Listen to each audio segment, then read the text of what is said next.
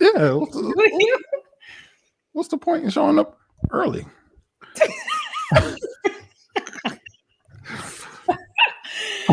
Well, we are live now. Live from Paramount Pictures. Turn my Wi-Fi off so I can Wi-Fi off my phone so I can get my stuff together. It'd be like that. Welcome back again to this Married at First Sight review. I am Natasha. Who are you? Oh, okay. Hey, I'm Kasaun, stand-up comedian. Good to see y'all. Shout out to the EOLC. We out here. I'm gonna put my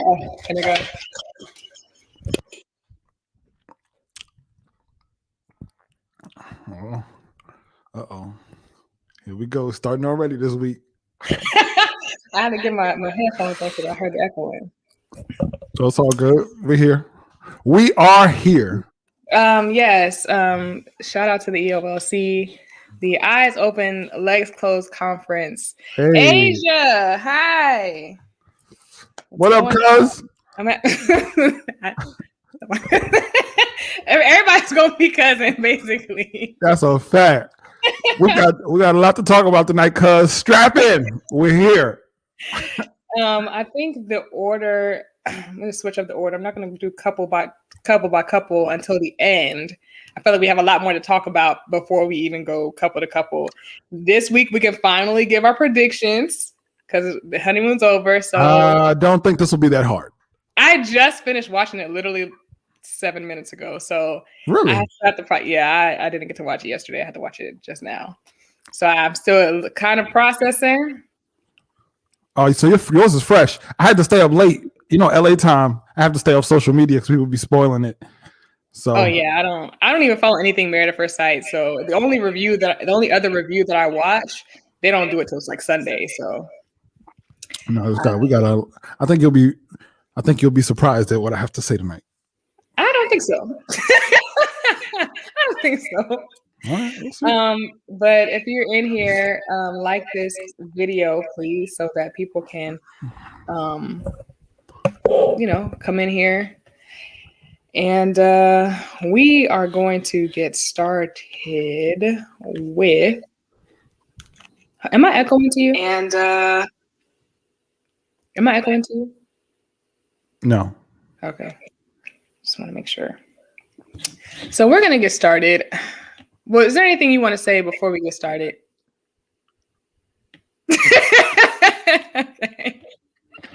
We got so much to talk about. It's like I have to go to work tomorrow, so I'm just I just really want to pace myself with this conversation. What's funny is I feel like it's not going to be like once we get to the couples part, I feel like it's not going to be that long of a conversation.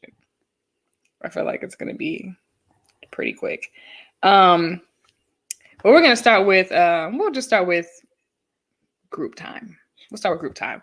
When the guys went off with the guys, the girls went off with the girls to have their, guy time and girl day, guy day. And Eric is delusional. That's what I want to start with. Michael Scott is absolutely delusional and drunk. Drunker than he probably has been in the past 10 years of his life. That man got turned out in 3 days. She has literally turned into he has turned into somebody that he hates. He doesn't even like himself at this point. Hey, that man got so turned out by the time the honeymoon's over, he had to have a conversation with like, yo, I can't be doing this. Yo, how'd she do that to you in 3 days? That's OD. Hey, Jamal. So wait, I am echoing still? I don't hear an echo. Okay, y'all let me know if I'm still echoing because I don't hear it anymore. I was hearing it a lot earlier, but I don't hear it anymore.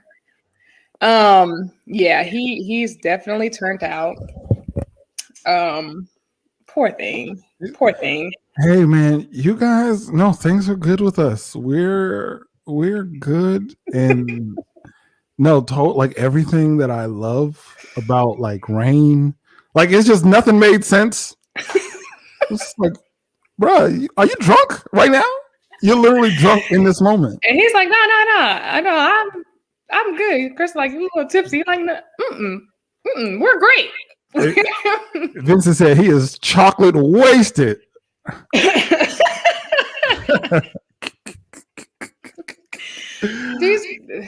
Eric he's so delusional. He really thinks that they're doing amazingly. He thinks that they're doing an amazing job as a couple.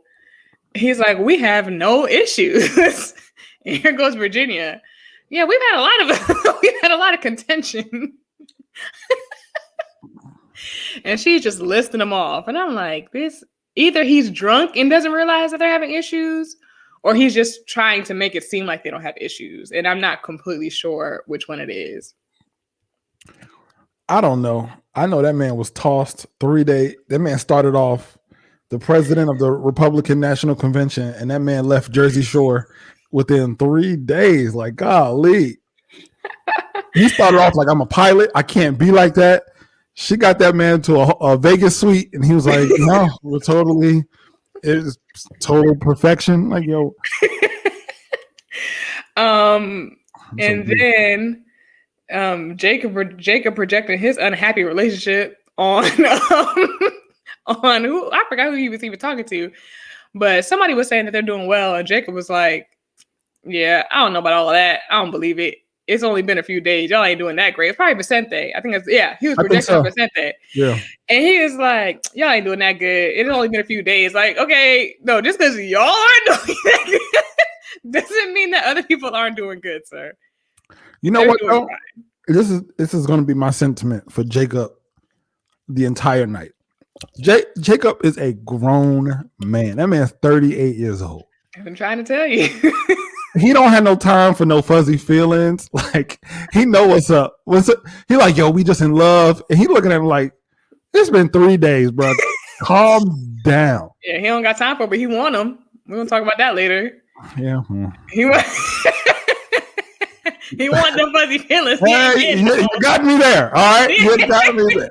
Can't argue that one. But no, he's not. When you turn 30, you get to a certain point in your life, you're just not for the games. You know what I'm saying? Like, it's like when a 17-year-old is like, oh my gosh, I'm in love. This is my soulmate. You're like, like you just laugh at him. Like, you're like, oh, you're such a kid. It could be. You could be like a Corey and Topanga. Who knows? But to us, it's like, all right. Brianna and Vicente, they're doing good for the time that they've had. We'll talk about that as well. Anyway, didn't know Virginia was crying, drunk crying, of course, about the men and women can't be friends conversation. Didn't know that. They gave us a little flashback when she was crying her eyes out at Clara. Talking about he said that I can't have friends, and I'm like, girl, drink some water. But Clara gave her good advice. Yeah, I'm like, man, that should be something coming from the experts. Why is Clara the best expert we've had in 6 episodes? Dr. Calvin's gonna come on and be like, our couples have only been married. Like, we don't need you narrating. We need your advice. We got an episode of Maury happening down the hall. Can you please? Can you stop narrating and leave Atlanta? Can you let your guest preacher please? I know you pastored a church through a pandemic, but you got ministers and deacons. You can leave communion for one Sunday. You can do online church from anywhere. You can do online from anywhere. But yes, Clara, Brianna, and Vicente are the three new experts are Clara, Brianna, and Vicente. Those are the new experts. Who knows? And Ryan. I'll take Ryan. Ryan ain't said nothing. Okay. Ryan's all right. He's been staying out of it. No, Ryan's pretty level-headed. Like, he hasn't been giving any advice though. Not publicly, but he doesn't come off as a person. First of all, he tried to be the peacemaker at the dinner. He really attempted. He did. He tried. He saw everything coming. He was like, he said the thing that you thought would. Hey, so no. Before you got here, this is like before the commercial. Anyway, we'll get to that. But you know, I'll. Yeah, we haven't even left the honeymoon, and we have been watching this for 6 weeks, and we still on day 4 of this marriage. Yeah, I just want to be really clear. Of all the drama we're about to talk about, we just cleared the weekend. Like, They got married on a Monday. We're still on Friday. Like, this is a season's worth of drama that we've made it to before the end. We haven't even made it to the first payday yet. We haven't made it to move-in day. We have not made it to anything. We have been watching this for so long. That's a fact. But Claire gave her great advice. Like, girl, just, you know what I'm saying, bring your friends around, do some group stuff. And, you know what I'm saying, get them comfortable with your friends. If you really feel like they ain't not trying to do nothing, like, it's okay. It's okay. Like, calm down. So she gave her a little great advice. I thought that was good. Here go Jacob in the group time talking about she has like a tight-knit group of friends and they do all these FaceTimes and I feel like I'm gonna have to be a part of them. Boy, she do not want you in none of her FaceTime conversations. You have lost your mind. She is not thinking about adding you to her FaceTime conversations. Isn't that what he also revealed, that they were intimate? Jacob and Haley went to downtown. She said it. He didn't say it. She said it. Because he was saying that he's gonna let her reveal whatever she wants to reveal or whatever. So she said it. She said it was cool. She said they had a good time alone in the room. That was, I must say, in the Wilson household, that was the biggest debate of the night. Because I don't know, maybe I have a feeling like you're going to agree with my wife, but she has a theory on what happened. I have a theory too. After that night. And I don't see it that way. But I don't know what her theory is. Yeah, you need to call your wife in later on. She is sure. I'll tell you what she said when we get to it. But she is sure of it, and I'm don't sure know. Of what I think too. We'll see. Because it goes with what I've been saying, and then tonight I had a theory. I was like, Anyway, we'll see. So they had sex. Everybody has had sex except for the people who think that they're doing amazingly, which is Eric and Virginia. I'm pretty sure Claire and Ryan had sex. He just doesn't want her to say it. No, she said it. She said that we have a physical relationship. And it was, she said it. That's what I'm saying, basically. So the only people who haven't had sex are the people who think that they're doing amazingly. They've just been drunk. Y'all just have been drunk. Y'all haven't been doing anything. How do the two drunkest people on the season are the most prude? I don't understand how that works. I don't know to this day. What is today? February 18th, 2021. I don't know if Haley has looked Jacob in the eye.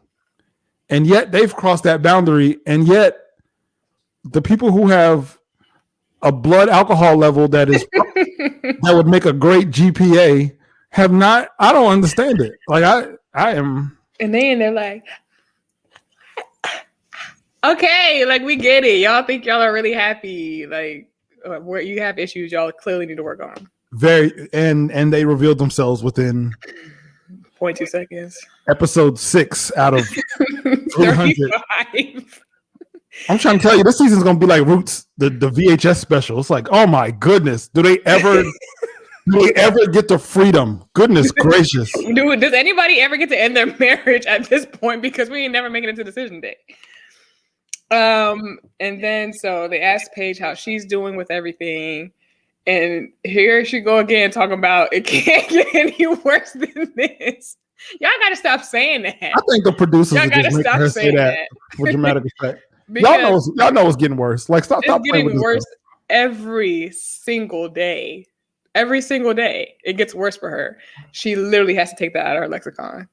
But this group time, Eric was really annoying me. This is the beginning of my annoyance. Actually, the beginning started last week. Obviously, when they came late to the thing, and they was all extra throwing the vibes off. You know what I'm saying? It was all vibes, and then here they come. And then, so he's at the group time drunk. You know, people are, they're asking Chris whatever how he's doing. He shares a little bit. Here come Eric. You gotta man up. You gotta man up. And she, okay, what are you saying? What are you saying? What are you saying I need to do? Here's what Eric was saying. I need bread to soak up this alcohol in my system. I am drunk, and I Exactly, Jamal. am a ranking member in the Republican National Convention, so I believe I know everything. And he carries himself like he is just the adult. I've been married before. I know this. This is what you got to do. I'm like, what was he trying? What are you saying? You haven't said anything. All right. So I have 3 theories that I need to say tonight. Okay, go ahead. And I'm going to share the first one. I'm going to preemptively roll through this conversation. Okay. So here's my first theory. And this is the part where I said you might be surprised, but this is how I really feel. I try to be objective. I think. Do you? Don't do that. I think Chris was absolutely right. I absolutely agree. Now, mind you, did I think he did wrong throughout the episode? Yeah. Mm-hmm. Do I think he's a little petty? Yeah. Absolutely. Very childish. But the man did come out and say, this is between us. I'm good. Mm-hmm. Now, he also came out in the same conversation, was like, hey, how's everybody doing with sex out there? Sex? Anybody? What? My brother, you need to calm down. You know that's one of the questions that they have to ask. No, it's not. It's a question that he always has to ask. Somebody always gets assigned that question in the group. So, well, he must have been volunteering, because at the bachelor party, he was like, sex? Honeymoon babies? Huh? What's up with that sex, y'all? Huh? Anybody? Like, whoa. But you know what this is like? This is like if you know somebody. Like, all right, let's say, it's a terrible analogy, but let's say somebody is doing wrong. Let's say you're a police officer, right? And you see somebody doing wrong, and you arrest them, and you don't read them their Miranda rights. Okay. And technically, by the law, you have to let him go, even though you know he's probably guilty, but you got to let him go. And that's how I feel about this situation, where Eric, the man done asked you, yo, this is between me, and there were some undertones that I'm not going to say were racial, but I'm not going to not say it. But wait, what you talking about? Hold on, what you talking about? We'll get to it when it gets to the dinner. It was some things I'm about to say. That's next thing. Chris versus the RSC is next. So it was a little something at the dinner where I was like, I did not like that, and that's my third theory of the night. But I want to start with the first, with saying Eric was way too intrusive. And it's just like, he literally said, I don't feel comfortable talking about this right now. I wanted to, and it's just like, you won't drop it. Drop it. Why are you pushing this so hard? And they're like, yo. They feel like they think that they're the godparents. That is their responsibility to make sure that something happens because they are the godparents. And there was a moment where he was like, Paige is such a great girl. I'm like, you just met her on Tuesday. What do you mean, Paige? You literally have no idea. Mind you, I agree. I think you're right. But the man doesn't say, yo, this is our business. I don't know you like that. And which begs the question is like, what do you do with what you see? That is the question every prophet has to ask themselves. Every person who knows the truth. What do you do with what you see? Even if you think somebody is in the wrong, even if you think somebody can use the wisdom, is it the right time? Is it your place? If not, just shut up. The man done said, don't do it. So even if you had to do it on the side, yo, this is what I see. Matter of fact, don't do it. Send a text. Like, leave me alone. I told you to leave me alone. If you really feel like you had something to contribute, send me a text. But nothing that you're saying is contributing positively to the situation at all. You literally know nothing, and you're just. How do you not see that you're irritating me? You're trying to sun me alone. You're trying to sun me. Now, here's the problem with that. Right. Here's the problem. Eric, what he was saying wasn't wrong. He didn't say nothing. He just said, you need to focus on your wife and you need to man up. Okay. You want to expound? I mean, I don't know what they edited in and edited out, but I don't think that he's wrong. Eric wasn't wrong. But what does it mean that I need to? What does that mean? What does that mean? To man up? You need to man up in this situation. What does that mean? I mean, I think what Chris did was right, which was he came out and said it and tried to address it and had a meeting with his wife. He said all the right things. I think from. So here's the thing. It wasn't just the baby thing. I think that there were other things that have happened that have kind of bled out into everybody. Like people have seen Paige's a little different. People blah blah blah. Yeah, let's go there. Let's go there. To the road bikes, whatever they were doing, off-roading. Who knows? They didn't show none of the excitement of that. It just got straight to them getting out of the cars and having this contentious conversation. Okay. I don't know why Virginia thinks that she's the youngest child here, thinks that she's the mediator for this situation. Ma'am, who do you think you are to be talking to anyone about something that they already feel uncomfortable talking about? They said that they wanted to be private, and she just keeps poking. Clara, I understood. She literally was like, this doesn't even look like the same girl that I knew a couple weeks ago. And she asked, Clara asked, how, is Paige doing with all of this? She seems very different. Does not seem like fake concern. That part, clearly we can all see Paige has lost the glimmer from her eyes. Like she's not. The first episode, y'all want to go back and watch the first episode. I literally talked about how funny, like how cute and like fun and bubbly she was. And she's just all this weight on her right now. Not the same person, obviously. But like, I just don't understand why Ashley thinks that she wants to be the expert so bad. And she's not. Like, exactly.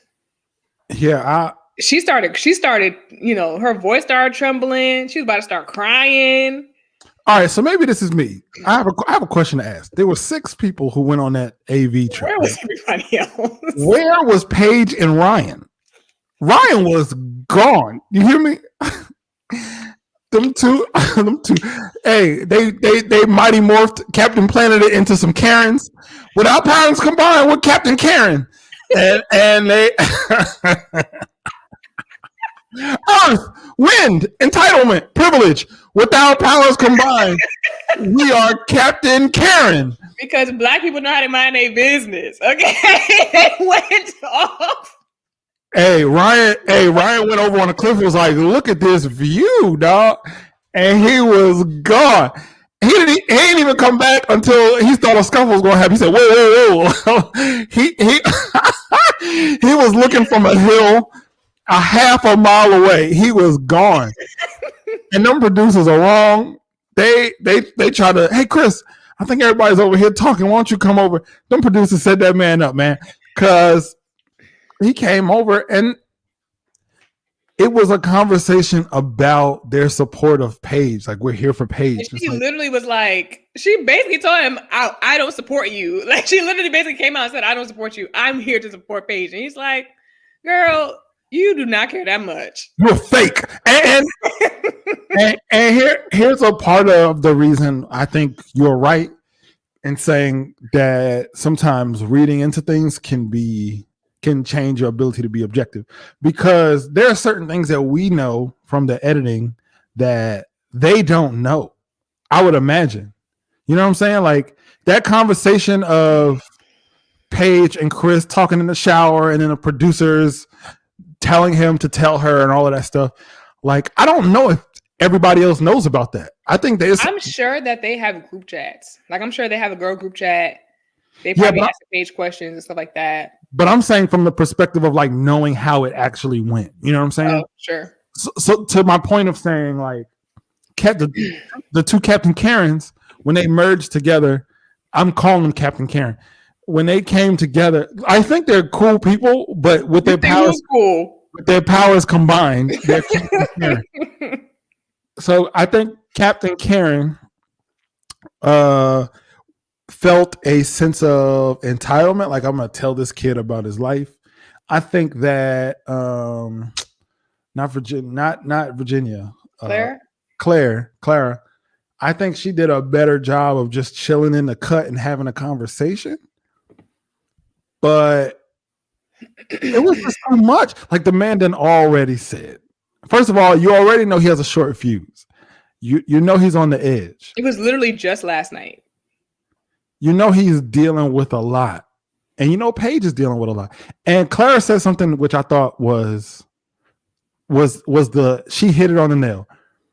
We got married at first sight to be with another partner, not to counsel other couples. Period. Like, mind your business. Period. Especially if somebody has already said, yo, you got to chill. Now. Well, yeah. How you feel about that? I did not like it. I did not like it at all. And I just felt, whoa, 1 second. I didn't like how aggressive he was being to them. And I think what? I just remember he was like, well, you're drunk. So no, he called them drunkards. Okay. He called them drunkards. He reached into that biblical bag. Oh, ye drunkard. I said, golly. I didn't like it, but also I felt like, okay, me being a woman, I'm not going to fight a man, right? I'm not going to fight a man. I don't know. If I see that the situation is getting out of control for my own protection and safety, I would have, if I was married, I would have went and got my husband, which he never did. He came and found her, but I would have removed myself. Like Clara, she stopped talking. I think she stayed to make sure that it didn't get too out of hand for Ashley and Chris. But sorry, and for people watching, we renamed her Ashley. If y'all think that I just don't know this girl name, I do know her name. And we've renamed Ashley and Clara together as Captain Karen. Well, actually, I think Virginia and Eric together is Captain Karen. Stamp. But I would have removed myself, and I think that's what Clara wanted to do, but she wanted to stay to make sure that Ashley was okay. But it's like, I don't know why she kept going. Like, if any, like me, I would have played victim. I would have been, why are you talking? This is what they normally do. Why are you talking to me like that? You know, I would have been scared, blah, blah. And she just kept going, like, and Clara even said it. Why you keep poking this bear that's obviously like it's no. No, what? You don't get no credit for that. She said that in her private interview. She should have said that right there in the moment. Why not check it? It wasn't really. It was a lot going on in the moment. But that's why. But just walk away. She could have grabbed her and let, you know what I'm saying, but she still would have been like, and another thing. Like, she would have look at he would have followed them to wherever they was going. The way he wouldn't have. He wouldn't have. Let me say this. Chris showed himself to be in this episode. Let me tell you though. Chris comes off to me, at least from yesterday, as somebody who is ready for the war, but will at least give an effort to try to avoid it. He tried to say whatever he can to just end the conversation. It wasn't like he was trying to provoke or trying to draw. But after it got to a certain point, he was like, "Oh, we're gonna be in here." Sure, but I think, but even when whatever happens later on, he did walk away. It's not like he started looking for people and try to do anything. Like he really was trying to walk away. I don't take him as somebody who would have like followed her and did all of that stuff. Like I'll give him a little bit of credit for that. You say that, but he literally said, "Oh, they think this is over. I'm gonna go on this bus and give them hell." Yes, I did get a little Real World Seattle vibes. I cannot explain that part, but what I can say, here's what I'll say. Obviously, it goes without saying that any aggression that a man shows towards a woman in any argument, any disagreement is wrong. You shouldn't be bucking at him, nothing close to it. Anything even close to that is getting out of hand, out of pocket. Nobody supports that. Obviously, he was wrong. And like we said earlier, I think what he did was warranted, or how he felt was warranted, but you could still be wrong. And this is before, we're not even at the bus yet. I'm not at the bus yet. I'm literally just talking between half of Captain Planet and the Black Lives Matter support. So many rallies in one area. You know what I'm saying? It's nothing. Of course, it's gonna blow up. All these different rallies at one point. At some point, all right, here goes my number 2 theory. At some point, you have to ask yourself if there's a little bit of a complex in terms of like there's someone who needs saving, like I can pull the comment back up if you don't want to say it.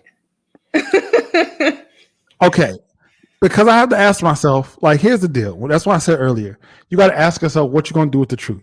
If you're having a disagreement with somebody, an altercation, there's some conflict that is necessary, but you have to ask yourself, what am I trying to get out of this? Am I just trying to vent? Am I trying to express my concern for her? Like, what is my point? What's my end goal? And that's why a lot of arguments do not go well. And that's one of the hints, or one of the things in marriage that has worked for me the most is being able to articulate up front what my point is. What do I want to get out of this? Because there was at one point where it seemed like she was trying to express her concern, and then he reiterated, like, I hear you, but I need you guys to step out. Which, if your true intent was just to express your concern, that should have been it. Once it continued, I have to reassess what your intent is at this point, because you've said what you had to say. You expressed your concern for her. You've expressed that you don't feel comfortable with the way I've been treating her. Fine. I hear you. This is between us, and I would appreciate it if we could just leave it there. At this point, it turns like you're just trying to get your own rocks off. And at that point, you are a drunkard. And I didn't support it, but I wasn't mad at it. You drunkard. And he was like, "You're a drunkard." And what? And now what? Now what? You and your husband are drunkards. You and your cousin too. Walking through the casino drunk. Like there was something in his soul reserved for that comment. Let me tell you something. Waiting to say that. Let me tell you something. You think you really know the people in your life, what they feel about you? Piss them off, and they will let you know everything. Listen, Chris was watching them drinking a lot. Be like, "Hey, you all right, man? Cool. All right, cool." 24 hours later, oh, I can't treat Paige right. You drunk. And then he turned to Clara, "Hey, you!" Like, whoa, champ. I'm not even. I ain't got nothing to do with this. Ryan's just watching down from the hill like, you drunk? Yeah. He's going in. I was like, man. And the thing is, Eric came over there to do what? He just stood there. This man is coming at your wife, and you ain't got nothing to say? Hey, you know the funny part? Here's how you know he was drunk. because he heard him say, "You drunk?" And Eric came over. He said, "Whoa, whoa, whoa, what's going on?" He said, "You and your wife are drunks." He said, "Hey, man, we don't have to talk like that." He didn't even try to defend it. So, like that's what he wanted to be like. And so, I know my wife's drunk. That's fine. Like, hey, man, I'm a pilot. You can't be putting that all on TV like that. I got a job. Let me tell you right now. Let me tell you right now. That man, if he goes back to work, they're gonna have some serious conversations with him because you got. I know they gotta have some kind of code that they live by. That you can't just be acting a fool. You let Southern Snooky turn you out in 3 days. Yeah, that was. They got over the Paige. I just feel so bad for Paige. She just looks. She was just sitting there. She's just like, I just over the arguing. She looks downtrodden. I have never used that word in normal conversation. She legit looked downtrodden. Like we need an altar call right here.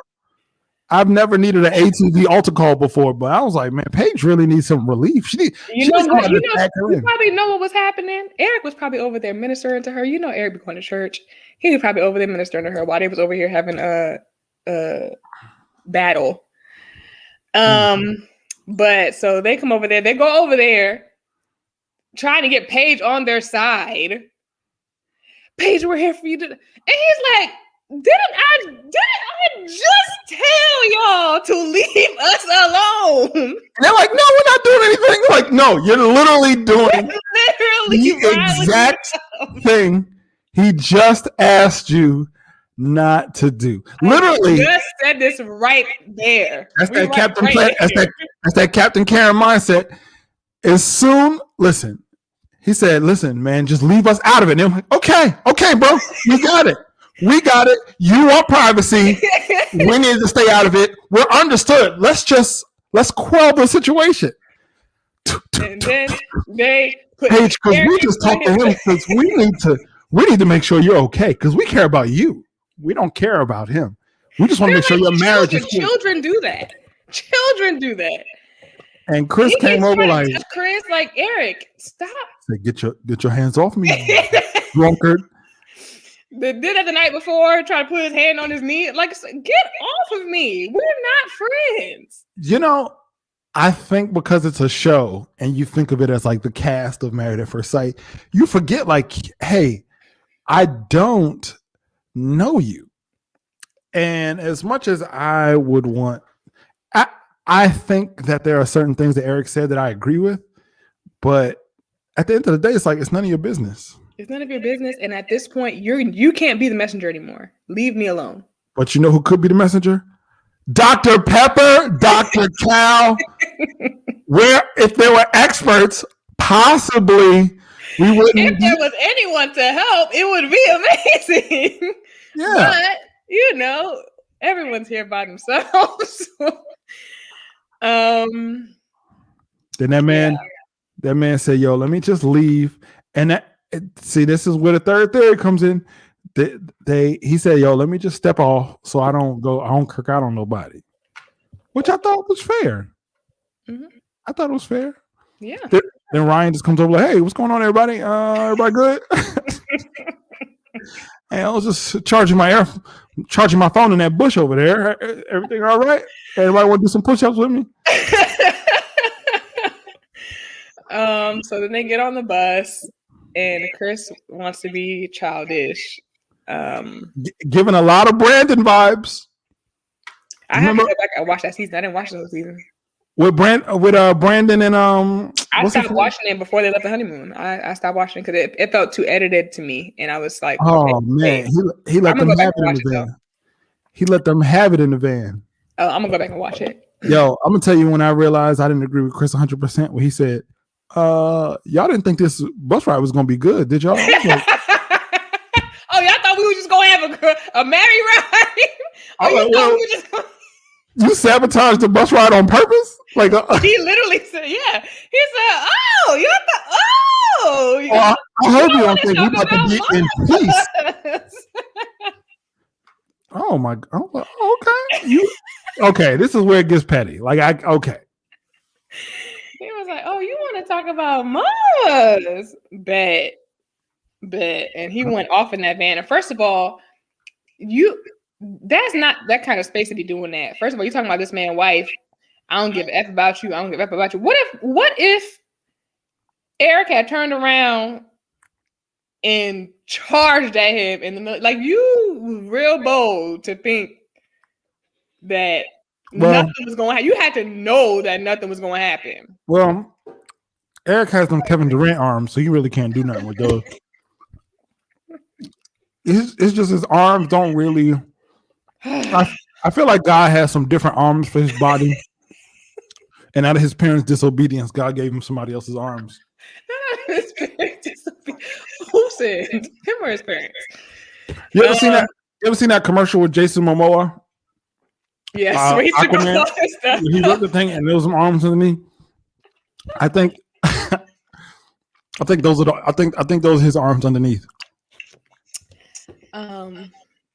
Overthinking.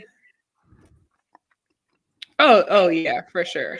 That's definitely what happened. She was like, "Oh, how you didn't have nothing to say in the van? You ain't had nothing to say outside." And then I'm sure that's what happened. He came in there trying to act like he was about to do something. He wasn't. Yeah, you're not about that life. Definitely about that life. Well, let's go ahead and talk about the Last Supper. Let's go ahead and talk about it. So, first of all, are we skipping all the other relationship stuff? We're gonna get to the couples. Okay. So I felt like we could talk about them at the end. We can talk about all this group stuff now. Okay. And when we do couples, we do the predictions. But first of all, before we even talk about dinner, where was Haley and Jacob? What did they do that day? Brianna and Vicente went skydiving. These people went and did their excursion. What was Jacob and Haley doing? I don't know, man. I think Jacob was trying to round up some sand to make a beach in a bathtub. And Haley was trying to find any excuse to get out that room so she didn't have to hang with him. She probably went to the spa and was like, "Please get me out of here." Anyway, so we at the Last Supper. Where are Eric and Virginia? Are they? Why I don't know how to be on time? Y'all didn't learn? I don't know. Captain Karen's on CP time, ironically. Right. Like, what is happening here? Y'all don't realize you missed the stuff yesterday. You wouldn't think. As a matter of fact, if you want to come all up in the dinner round up, you should have been on time for that. You want to come in disrupting the vibe. We have vibes again. We had good vibes now. Y'all want to come and interrupt them. Kind of good vibes. It was awkward. It was awkward. So at the dinner, for those of you who didn't watch it, this is the last dinner before the honeymoon is over. Oh, real quick. Do the people who watch us, are they watching the episode or they? Some people don't watch the show. They just watch us. Really? Mm-hmm. Okay. What up? I have a friend that watches every week and she does not watch the show at all, but she is thoroughly entertained. I mean, these recaps be as long as the episodes, so I don't. They basically watch the episode. It's just a matter of time. I think you should just. All right, but thanks for coming. But so they're having their Mike definitely doesn't watch. Yeah, Mike ain't watching the show. He's watching us. But they're at the dinner before they leave Vegas the next morning. So this is the last time that they're gonna have dinner together until they go move in.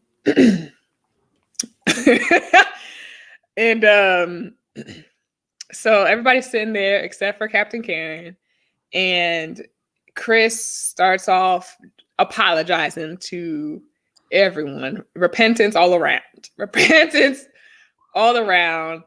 Apologies to Paige for putting her through hell. Apologies to Clara for talking to her outside of his neck. Apologies to Ryan for talking to his wife outside of his neck. Apologies to the angels and to the Lord for not being a man of God. Apologies to Paige. apologies to Paige for putting her through hell, and reconciliation, thanking Paige for praying for him, laying hands, and bringing down the Holy Spirit. She did what my grandmama couldn't do. All right, he's laying on a little thick right now, but I get it. He ain't had no woman of God like Paige in his life like that. Okay, so he had to give her props for that. He wanted the world to know that Paige is it. She's the one. Which is ridiculous. That was made for him.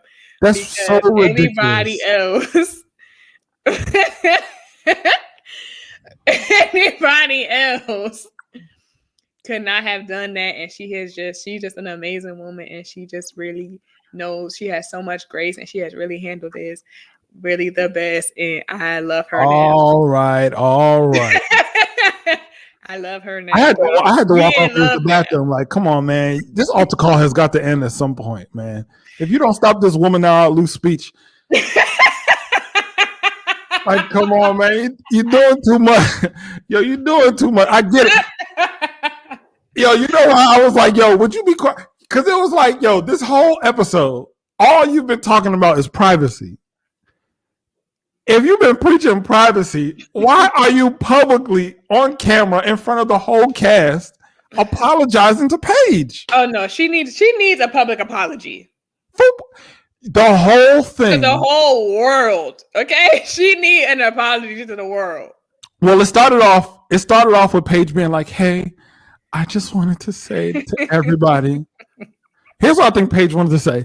I just wanted to say to everybody, please help. Someone save me. I'm being held hostage. This man, what she was saying was thank you to the cast, but in Morse code with her eyes, she's saying, please, this man keeps making love to me and leaving for 3 hours at a time before he gets me breakfast. I cannot do this. Please help. And even when they were in the room, I don't know if that was before or after when he was like, I'm attracted to you now. Like, that was the end, because I just saw that. That was the end. And we haven't, and here's how I know. We haven't even gotten to the clip where, does anybody else do this when they watch Married at First Sight? Like, you just kind of keep a Rolodex in your head of the clips or the scenes that you haven't seen yet. So they have to piece it together. We haven't even gotten to the scene where she's with Pastor Cal and they're like, we have had sex every... She was exhausted when she said that. We have had sex. We literally have not even gotten... I forgot about that clip. Pastor Cal, this is... The meeting with you was the only reason why he's locked me in a room. It's like a hostage. So, and then he doubled up with his woman now loose altar call. So, Lord, he says all the apologies. Everybody is. Clara says her little piece, whatever. She says, I accept your apology. You know what I'm saying? And am I bad for coming out? You said you wanted your privacy. I'm gonna respect it from now on. Please believe that. I ain't saying nothing else to y'all. I got my own marriage. I'm done with y'all. Ryan's black side got to her. Ryan accepted the apology. Jacob looking like, I don't care. Jacob was at the table like, where is my steak? Yo, listen, let me tell you something. I'm gonna say this for the rest of the night. Jacob is a grown man. He don't have time for none of this foolishness. He said, yeah, listen, the apology seems sincere, but, I'm hungry. My steak ain't here. I don't care. And that's what grown people do. They mind their business. They got an opinion, but it don't matter. Yeah, because he didn't even say nothing the night before. He was just like, whatever, dude. Whatever, dude. But that was really funny to me. But anyway, so here comes in Captain Karen, the RNC. They pull up to dinner like they finna throw down some legislation. Okay, calm down. You should have just been here on time. So they sit down Vibes. Captain Karen. They come to honor. They voted for Mitch McConnell. Here we go. So they sit down and it just gets quiet because everybody already know, like, okay, first of all, I'm sure they drunk. Here come Ashley. Woo, it was a rough day. I need a shot. Paige, you want a shot? Oh, you want to start. You want to start. Okay. So let's start then. That's how I felt. Chris was like, oh, okay, let's go. Let's do it then. You know, it's really dangerous being around people who will light a fire and then stand outside and act like they don't know how the house burned down. Yes. Why would you do? Why are you coming with that energy? And then those same people will always be the ones to be like, I tried to come up and be. No, you didn't, Captain Karen. Like, that rubbed me the wrong way. And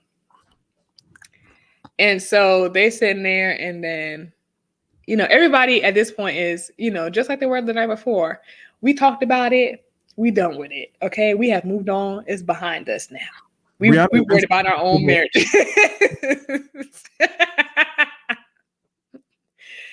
Here come Eric. Look, I just had to say this. And why would they seat them in front of them? First of all, maybe it's because nobody wanted to sit in front of Chris. I understand that. Nobody wanted to be the first person to sit in front of him. But they're going to leave the seats open for the people that he was fighting with earlier to sit in front of him. One producers ain't stupid. And the producers didn't do that. They came in and sat where they wanted to sit, I'm sure. And ain't nobody want to sit by him. So he said, look, it's been a rough day. And I just need to lay some boundaries down. You're not going to talk to my wife. You ain't going to talk to my wife the way you was talking to her. If you got anything to say to her, you're going to say it through me. Chris said,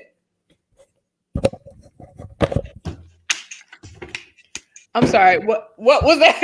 What are you saying? What do you got to say? And here go Ryan.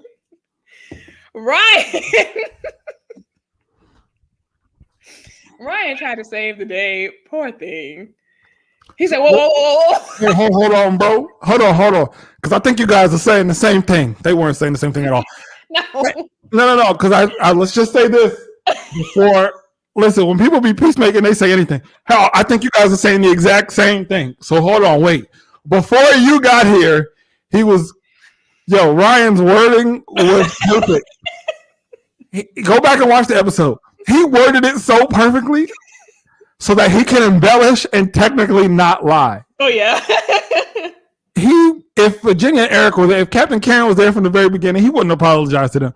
But the way Ryan set it up, he said, listen, before you got here, Chris was very apologetic. That is genius. That's exactly what he said. He wasn't apologizing. He didn't say nothing about you, but he was apologetic. I'm going to start using that.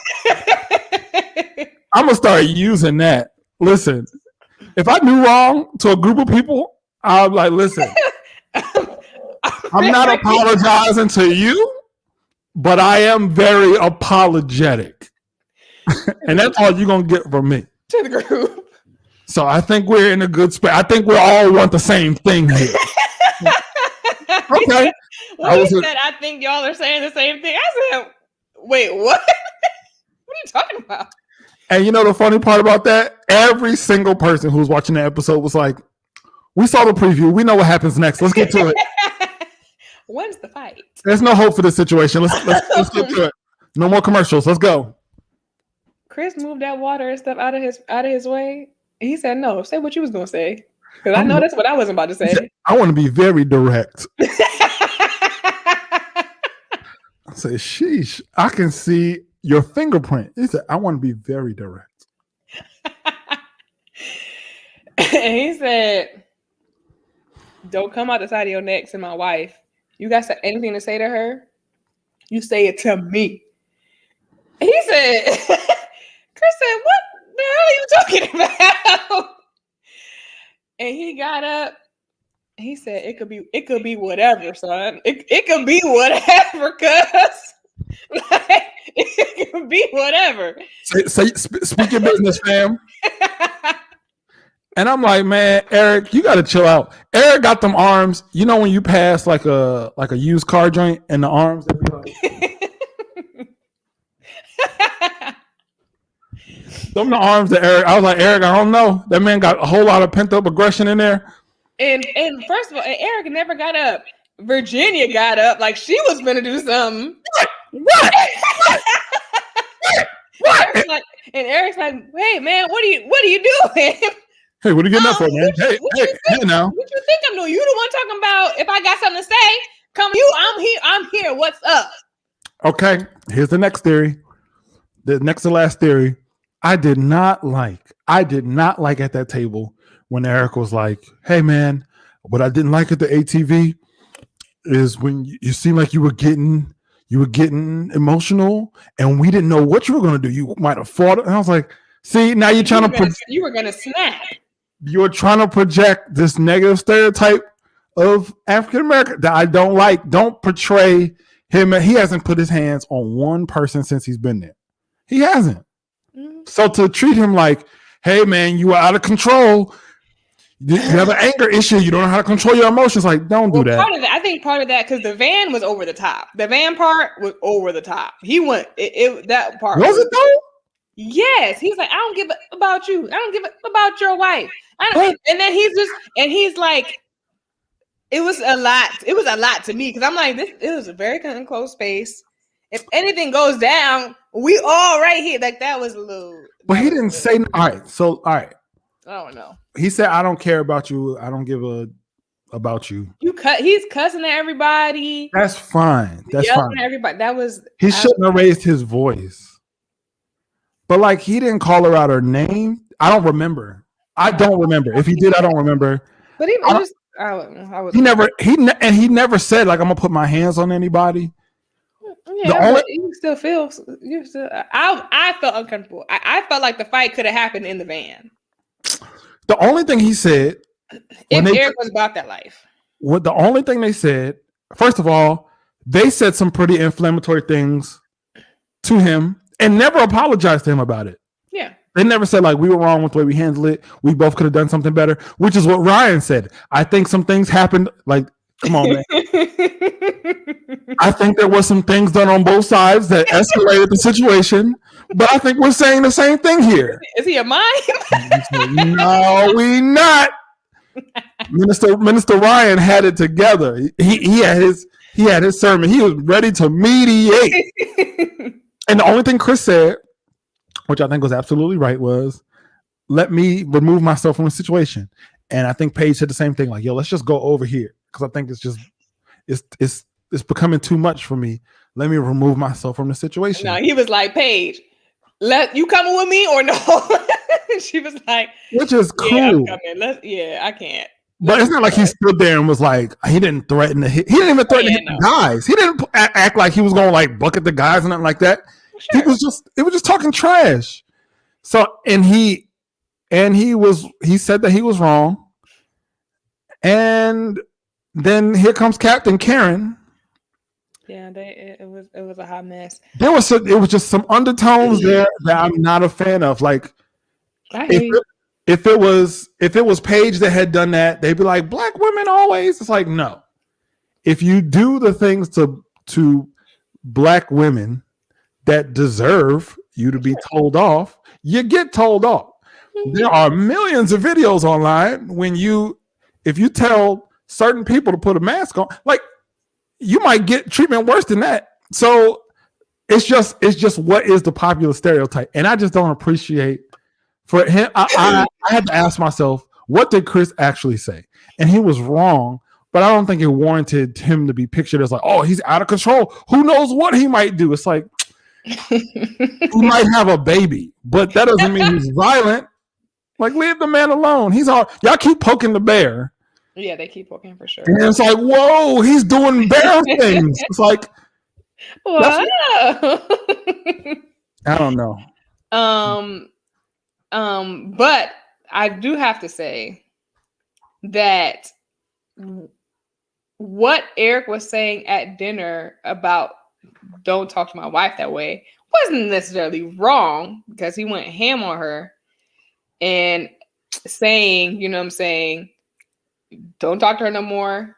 You can talk to me. First of all, Chris didn't want to talk to her anyway, but don't talk to her. If you got anything to say it to me. That's what, you know, you should, that's what any husband probably would do, right? But also, Chris was right when his confessional. He's saying you can't try to establish a boundary with me and you keep crossing mine. No. You come to me talking about I want to establish boundaries, and I'm literally asking you not to cross this boundary, and y'all keep jumping. First of all, don't come with me no speech that you done rehearsed upstairs. Like, come on. Nah, come on, fam. You better take that Republican National Convention speech somewhere else. Hey, man, let me just say this to you, okay? Let me just say this to you. If you have anything else you want to say to my wife, it's like, okay, cool. Let me ask you this. If there's anything that your wife wants to say that's out of the bounds of something that we've already talked about, does she have to tell that to you before you tell it to me? Does it work both ways? Yeah, so if your wife steps out of bounds on something we agreed on, does she have to tell that to you before you say it? Because she was wrong. Mm-hmm. And here's the problem. You were wrong. But the only critique that you have is for what I'm going to do. Then they went outside like they actually did something like, hey, yeah. We did that. Stood up to the big, bad black man. Like, all right, Captain Karen, you didn't do nothing. Was outside like, oh my gosh, like, yeah. He thought that was an apology? Oh, yeah, we did that. It had to be said. Yeah, they definitely were rehearsing. That's why it took them so long to get to dinner. Because they wasn't drunk at dinner. They were just practicing for sure. No, that entitlement sobered them right up. I also love how Vincent cannot be rushed in life. Chris is I love that. Chris is saying like 20 different things. He's like, yo, that's crazy.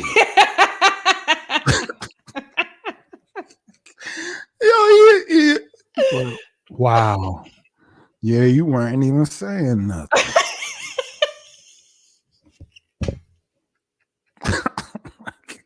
I'm like, yo, shout out to Vincent, bro. It's nothing. That's swag on 100. If you don't have nothing else to say about this dinner, we can move on to the couples, couple by couple. Yeah, okay. We're gonna start with the non-factors. It's like I'm not there. They matter. Haley and Jacob. We're gonna start with Haley and Jacob. Let me. Why did you know who I was about to say? Well, let me share their picture so that y'all can know who I'm talking about. For those that do not watch, I have the picture right here. It's the picture right here. It's the prospect for their marriage. It's right here. This is Haley and Jacob.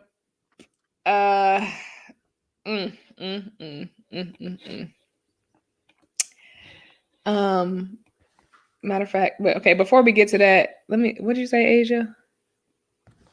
Hold up, let me take this off so I can hear what y'all saying. Virginia also pointed out how they are kind of using the Chris issues as a crutch to avoid for sure. Absolutely they are. Drunkards. Hey, that blessed my life. You said, and you're drunkards. And now what? I don't not like Jacob. I do not like him. It's not him that I don't like. It's their unit. But let's get into it. If you're watching and haven't liked this video, go ahead and like this video if you're enjoying yourself so far. All right. Oh Lord. Okay, so he is trying to be grown and express his feelings to her. He's saying, I don't know where you're at when it comes to intimacy. I don't know how to gauge, when you need space or when you don't. I don't understand. Can you give me some insight, please? And she's just like,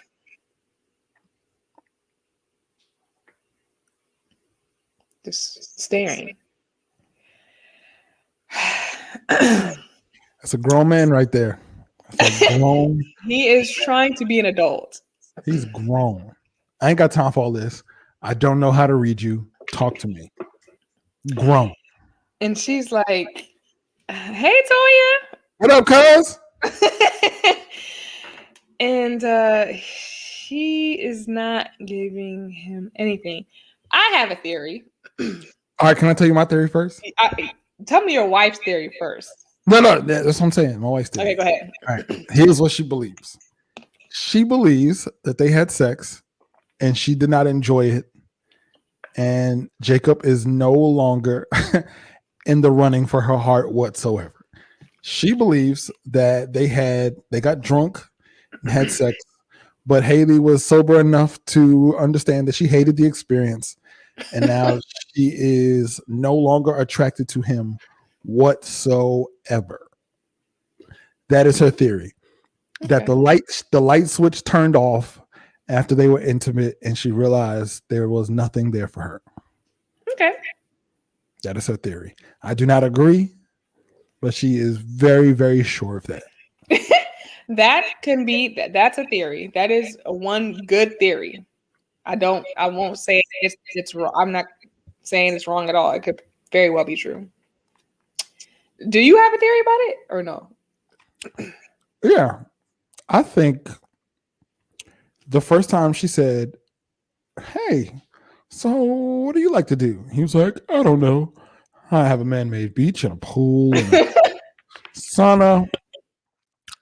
I think that she has not been feeling him from the very, very beginning.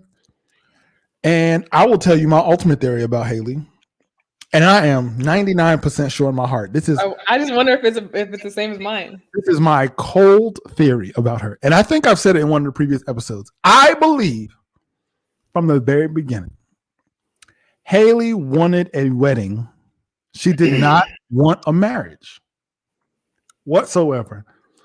She was tired of being a bridesmaid. She wanted her moment to have a wedding. There was nothing about her that wanted a marriage. That's what I believe. So that now that the wedding is over, she's gone. She wants her space. She refuels by herself, whatever, yada, yada, yada. That's fine. But like with all the things her friends said about her, about how like she just throws people away, everything that she said about how she hasn't been in a relationship with anybody since like she found out what 2 + 2 was. And then the way that she's treating Jacob, my overall theory about her is that she wanted a wedding. She was tired of being a bridesmaid. She was tired of not having her moment. She wanted a wedding. There's nothing, maybe even if she thought she did at some point, maybe, but she does not want a marriage. She wanted a wedding. That is how I feel. Okay. Your theory. My theory is that Haley is Chris. She got to the wedding, did not like what she saw. This entire time, she has been mum about if she's attracted to him or not, which remember I told you I would, if I wasn't attracted to my husband on the wedding day, I would not say anything, try to get to know him to see if I like him so that I don't look like the bad guy. She has not said anything about her attraction to him. She's not attracted to him at all. They got drunk and she said, hey, he's my husband. Let me have sex with him. That's what she said in the confessional. She probably thought it might bring them together, increase her attraction for him. But when she woke up, it did not. And so she's like, oh, Ish, what do I do now? They are the same. But she's not an a-hole. That can be debated. Debate it. Okay. She lied and told him, "Hey, there's a girls thing going on downstairs. I'll be right back." That was after. But I'm saying she's like trying, like she.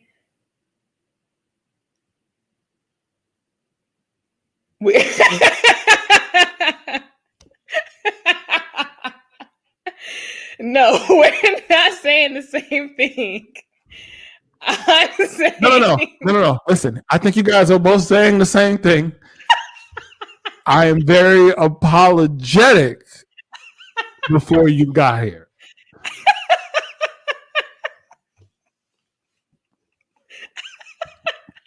If you have been watching us for the last 6 weeks, I think it is quite clear that we very rarely are even close to saying the same thing. And that's a Snapple top fact.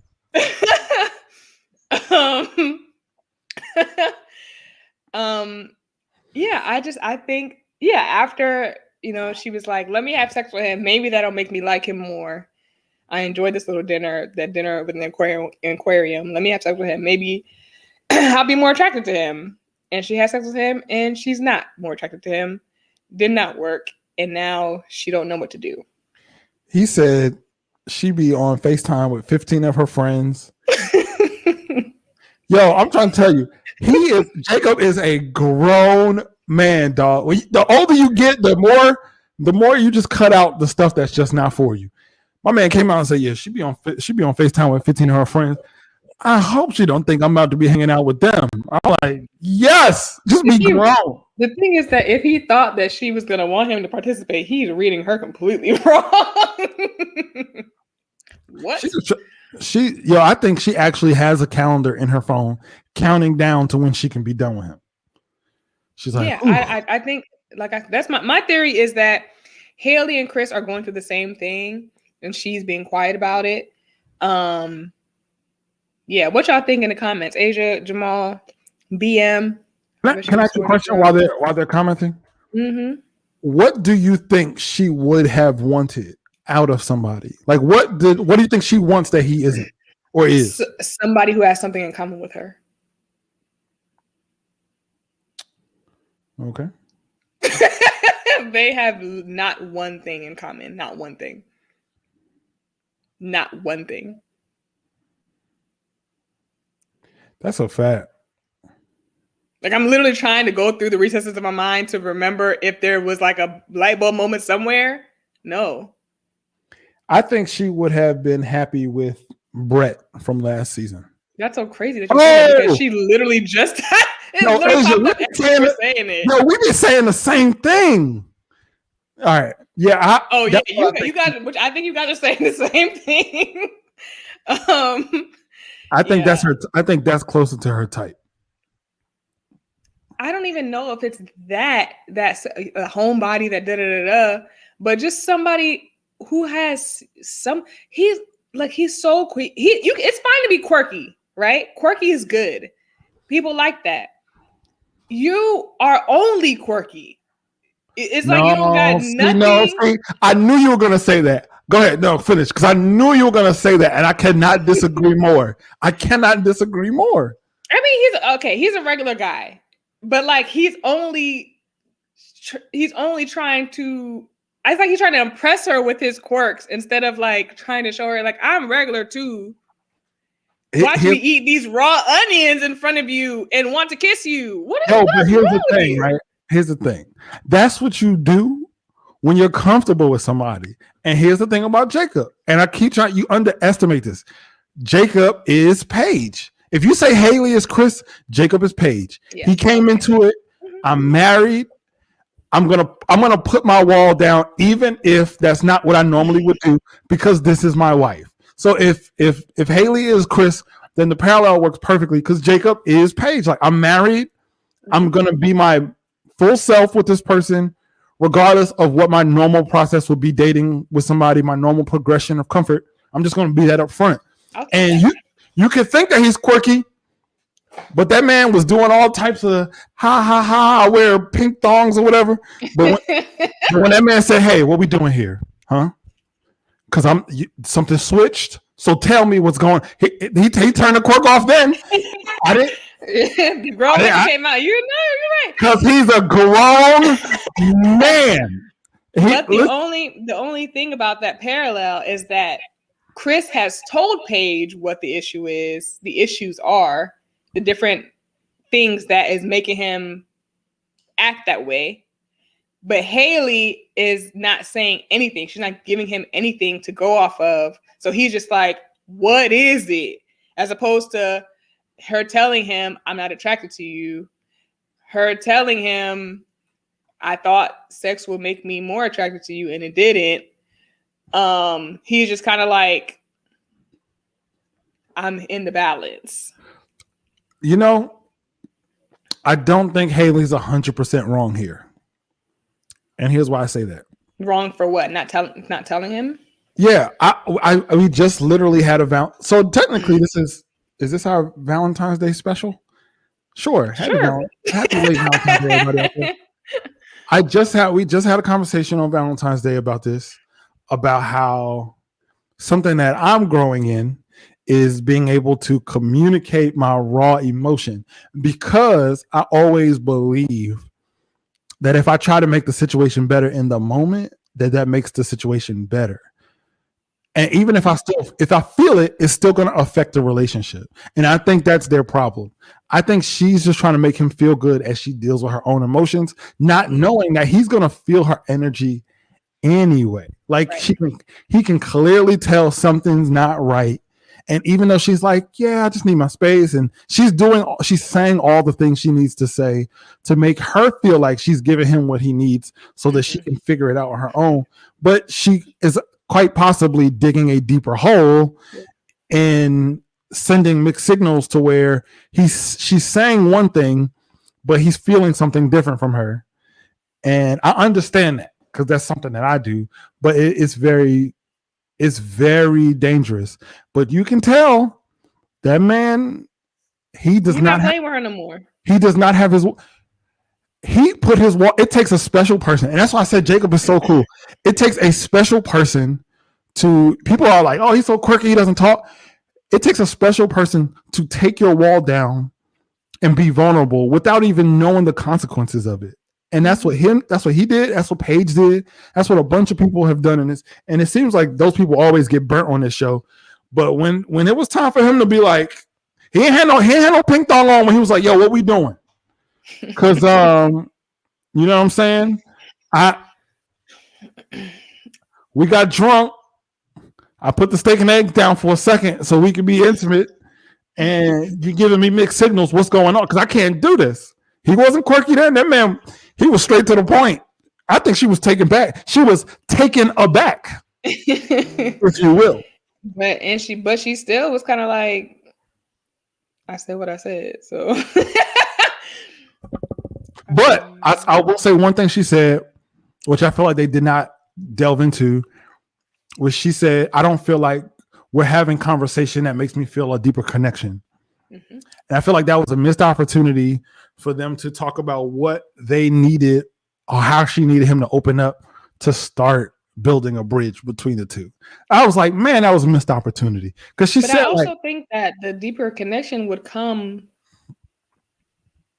with some kind of common ground. I don't know. It's like we can't even connect on nothing. But like, what do you feel like you need to connect on? Like, they white. They can connect on that. They're not connecting on that. Something where it's like we like one thing that's the same. Steak. She shut that down quick. She said she don't like steak like that. She like it, but I mean, it ain't the end all be all. It's the end all be all for him. He said, wow, it's my favorite dish. She said, yeah. She shut that down quick. But it's like, man, you can't. She holds it, but he initiates. He was saying that he always got to initiate the intimacy. Which he said was nothing wrong with it, but also it makes him question, like, Do you think I'm attractive? Do you like me? She still ain't say no.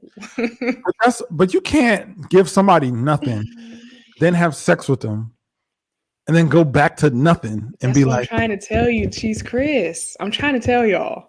She's living the Chris experience, but doing it quietly. but you can't say nobody's giving you nothing and you're not making an effort. Like, here's the thing. If you're with somebody and you feel like you're not getting to know them, or it's like a dead end in terms of communication, create something. Come up with a game, come up with questions. There's games online. I mean, if there were experts, they could give them the games to play.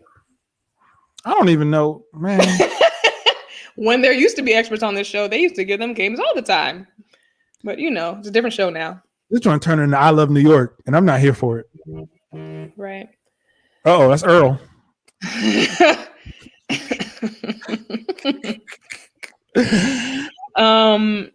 Tell Earl you won't be too much longer. What y'all saying in here before we move on to the next person? You can see he took that in that quirky guard. You trying to say she's selfish, Kasaun?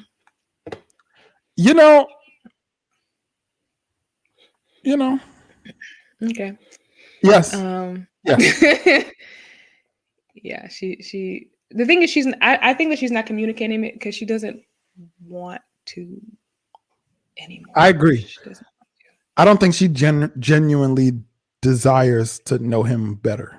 She doesn't want to anymore. Yes. I think that she was giving a concerted effort the first couple of days, like I said, and she did not feel closer to him after having sex with him, and she is over it. That's a fact. And now he's over it because she lied to him, and told him that she was going to go have girls' night with the girls. He goes down to the lobby and sees all the couples, people with their husbands and things, and everybody scurried away when he got there. And he was like, oh, wow. Y'all just didn't want me around. Wow. He probably don't like none of them at this point. He probably over everybody. Like, oh, so nobody was going to text me? Nobody was going to say nothing? That he ain't talking to me. Man, we don't want to hear about that beach no more, man. That's all he be talking about. You're right. Yeah, everybody left. So yeah, he's over it. She's over it. He's done with her. That's it. She'll never put her toes on that man-made sand ever again. Ever, because they ain't even make it yet. But yeah, I would be hurt too. Oh yeah. Mm-hmm. I agree, Jamal. I would be so hurt if she's like, yeah, I'm gonna go downstairs, all the girls getting together, and you see literally 9 other people sitting around. And, like, the fact that means Captain Karen, even Captain Karen got invited. Like, y'all inviting them? Hey man, she almost called him the N-word an hour ago. He got an invite before me. Oh, yeah. She almost called the police on you. And they hanging out. And the truth is, they were like, hey man, where's Jacob? And she was like, oh, he's upstairs. He's laying down. I'm tired. He's skinning a cow or something. Yeah, that. I feel bad for him because that's a grown adult man. He's ready to go. Yeah, that's they're not for. But we're gonna move on. Chris was there. His baby was there. His baby mama was there. His ex-fiance was there. Everybody, Pastor Cal showed up. Even the experts were there. Everybody got an invite. Except and the producers were at the bar hanging out. The van driver showed up. He had a double shot. The guy who runs the ATVs, he showed up. We're gonna go to Clara and Ryan.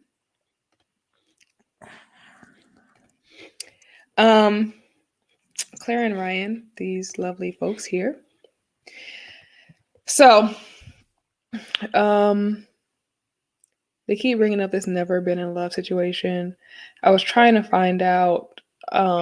I was like, maybe he ain't never been in no really long-term relationships. And then she was saying that no, he been in multi-year relationships, and he ain't said it. And I wonder if that's part of the reason why his relationships didn't work. He hasn't said that or anything, but I wonder if that's one of the reasons. Because after a while, it's kind of like it's been 2 years. You don't love me. But No. I don't know. No. So, what do you want to eat tonight? I don't got time for all this. Like, you asked. The answer is still no. Happy anniversary. The question is, will Ryan never love me? No.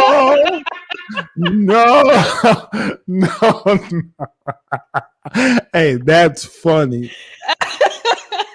That is funny. Question. Do Black Lives Matter, Clara? Oh, Lord.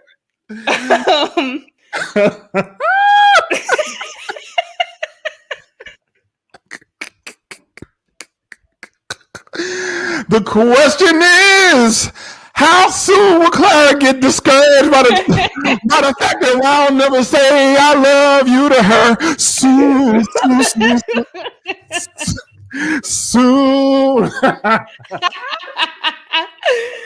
Oh Lord, if y'all don't know gospel, oh man, that blessed my soul. So I don't have a lot of notes about them. We talked about them at the group stuff. I like when Ryan called out Claire about ambushing Chris. Do I remember this? Oh yeah, talking about mind your business, keep your mouth closed. Period. But he did it the right way. You don't embarrass nobody out in public. You don't do none of that stuff. You do it privately, and you set the course for your family. I think Yeah, he's a stand-up guy, and she got offended by that and took it as he's trying to control me. No, he doesn't want you to look bad, and he wants you to come out of this without all your business aired out in the street. Yeah. What? You can tell she's not used to that. Like she said it. She'll pull over and be like, "Officer, what are you doing?" It's like, "Hey, get in the car. Get in the car. You about to get us both shot. Get in the car." That is my husband. What are you doing to him? It's like, all right. I love your enthusiasm. Get in. Can you please get in the car, please? Please. She's not used to it, but I don't think it was as bad as it felt in the moment. Like when somebody tells you the truth about yourself. Well, she brought it up later on in the confessional. She felt some type of way. I hear you, but I'm saying when somebody really tells you about yourself, like, yo, this is, and it's something that you don't like, but you need to hear. A lot of times at first, when you bruised, it can feel like offense. Like, what? Yeah, of course. And sometimes you got to process it to where, like, all right, cool, it's not that bad. And I think they'll be fine. Yeah, and I'm glad that she's respecting his wishes about, she didn't, but also he said he didn't want to talk about sex, and she still said it anyway, but you know what I'm saying? Yeah. She said, he told me not to say anything. I respect it. And then she thought to herself, what can I say? Okay, here's what I can say. We had sex and it was great. It's like, whoa, no. You literally. That's what I had said for you not to say. And then she was like, see, I didn't say it. Like, no, you definitely just said it. And that goes back to what you were saying earlier about what is your goal? Because why not keep your sex life private from America? But you want them to know we doing something too. We good. You didn't have to say that. You just could have. Anyway. Yeah, it's very difficult. I'm sorry. I have a hard time not saying marriage things on here, but it is very difficult to alter. I won't say alter. It's very difficult to evaluate things that feel like you for the sake of another person. Mm-hmm. because it feels like I'm sure for her it feels like I feel this and I want to say it, and it feels restrictive, but it really is just discretion more so than censoring. That's the perfect word, exactly. And he did it very graciously, and at least in my opinion. Maybe from a woman's point of view, maybe it wasn't. So I apologize if it feels insensitive for me to say that. But it feels like he did it. He didn't do it publicly and try to embarrass her. It wasn't like when they were at the ATVs. He was like, "Yo, shut up! You represent me." Like it wasn't nothing like that. He just was like, "Yo, listen, this is how we do." And I think the part that hurt for her was she was like, "I'm really proud of myself. Usually I would say more." He was like, "Well, what I need you to do is say less than what you said." Say less. Right. I think we're saying the same thing though. You and Prescott saying the same thing. Yeah, I think we're saying the same thing, right? If you could just be a little more apologetic about saying too much, I really appreciate that. And I think if you could be a little more apologetic. I need you to be a little more apologetic while keeping your mouth shut. But I think that falls into the category of what I would call necessary conflict, which is this is something we got to talk about. We're good. I did find it interesting that they did not bring up religion as something that has been a conflict in their marriage. I was like, all right, cool. Because I don't think it was as big of a deal as they was making it. Yes. She's going to church with him. She's going. Yeah. And when she's going to give it a chance and try it, she's going to fall in love with their church. And she's going to clap off beat to all the songs. No, Claire is clapping on beat. Don't get it twisted, okay? She's clapping on beat. Yo, when Ryan said that, I was like, yo, I've learned more from listening than talking. That's like, a grown man there too. Ryan is grown. That's a fact. Ryan is grown. He's just as grown as Jacob, if not even more. He started balding at 6 months. So you could tell he's really... Yeah, they are all right. They are. Yeah. Anyway, I don't have nothing else to say about them. They're good. So I think they're good. If you just join in, like this live, so people can find it. What up, though? We're gonna go to Paige and Chris next because that's who came up next.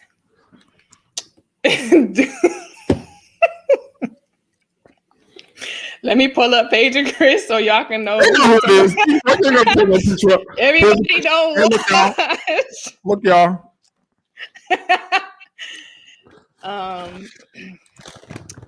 Paige andRis. I had such high hopes for them in the beginning. I did. I can't even. Oh yeah, let's talk about that. Let's talk about that. Can we take the picture on the screen? Can we talk about this, please? Let's talk about your initial prediction. Jamal, Asia, BM, Prescott. Who else is on here? Let's talk about her initial predictions. Let's get to that. We're going to get to that later. We're not talking about my initial predictions right now. I can see how. Oh, I can't wait. Y'all hang around for that. Let's find out what this Jordan said. We definitely are.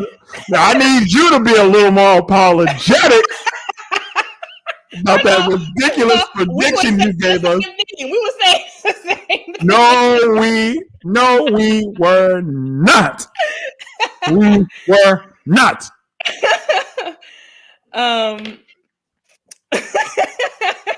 What do you mean? How do you screenshot?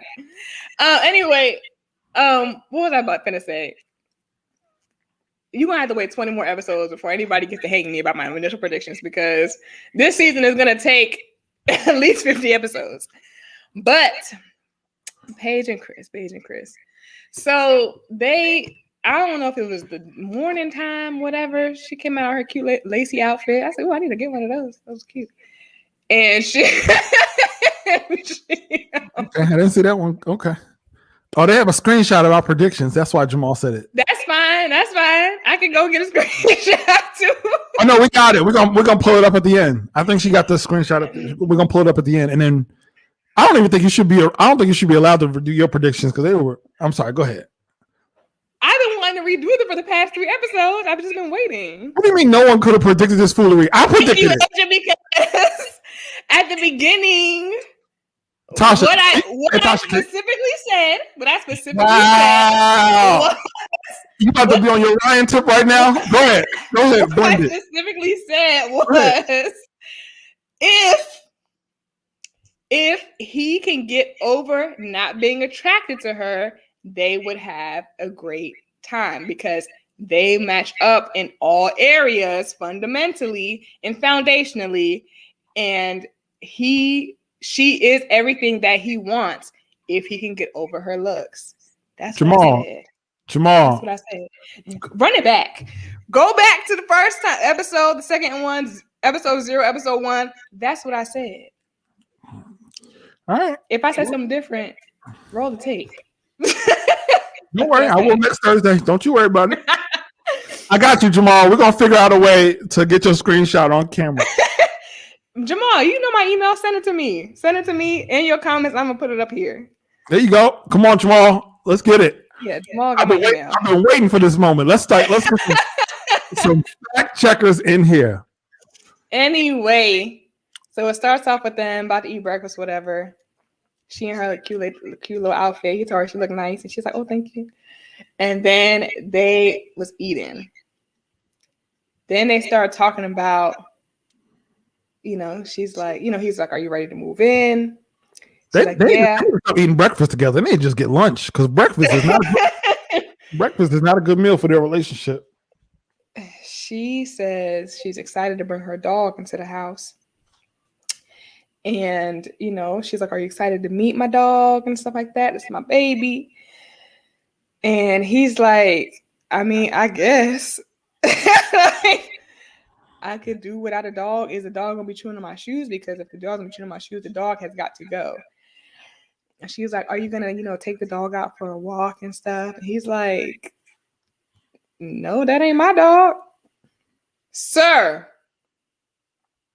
you are bringing an entire child into this relationship that I am telling you I'm going to help you take care of, and you cannot take my dog out for a walk in the morning? Have you lost it? This is what in the relationship world, in the communication world, this is what is called layup questions. These are called alley-oops.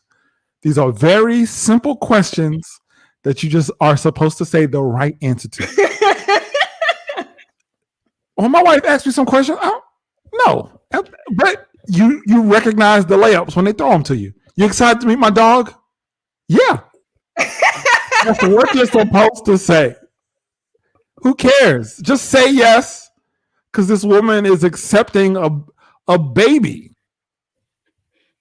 Yeah, hey, and then got the nerve to say, "Hey, my man said, hey, listen, because if you choose my shoe," that's what he said. "If you choose my shoe," said, what? Did you just hypothetically kick her dog out? Yes. The day after you told her you had a baby on her 3 days into, like, come on, man, you're missing layups at this point. He does not think. He does not think before he speaks. And that's why I know he can't be a master manipulator, because he just. Do you believe in that theory that he just keeps doing things to purposely sabotage the relationship? I really thought him telling her that he was having a baby was him trying to sabotage the relationship until he wanted her to stay. I think he just. I don't think that's what it is. I did not think that. I didn't agree. I didn't even give any credence to that theory until the very end. Yeah. That's when I was like, maybe he is sabotaging it. Oh, okay. Possibly. When they were packing and have we got? Yeah. Can we talk about that? We about to. Let me talk about the joint accounts first. Okay. So they're sitting there eating. They talked about the dog. He disrespected her child, even though he about to have his own child. And then they were talking about. He asked her, what do you feel about joint accounts? She said, no. She said, "I'm bringing to the house all the wedding gifts that my family gave me. And he said, if any of that is money, we split in that. Yeah, exactly, Jamal. We got to split it 50-50. And it was a joke. I think it was an attempt at humor. I think it was an attempt at humor. You think so? I do. I think he was just joking. Why didn't he laugh? You know, some people don't laugh when they tell jokes. It's like a dry sense of humor kind of joke. I don't think that he was serious. I think it was an attempt. Oh no, I think he was dead serious. No, I think it was an attempt at humor. Like, we gotta split that, right? Like, Either way, even if it was a joke or not, she said, "Ain't no splitting it. We married. It's all together." And then, so like his joke ain't go over well because he's like, whoa. What you think about joint accounts now that we here? Because you ain't think what I said was funny. You took it serious.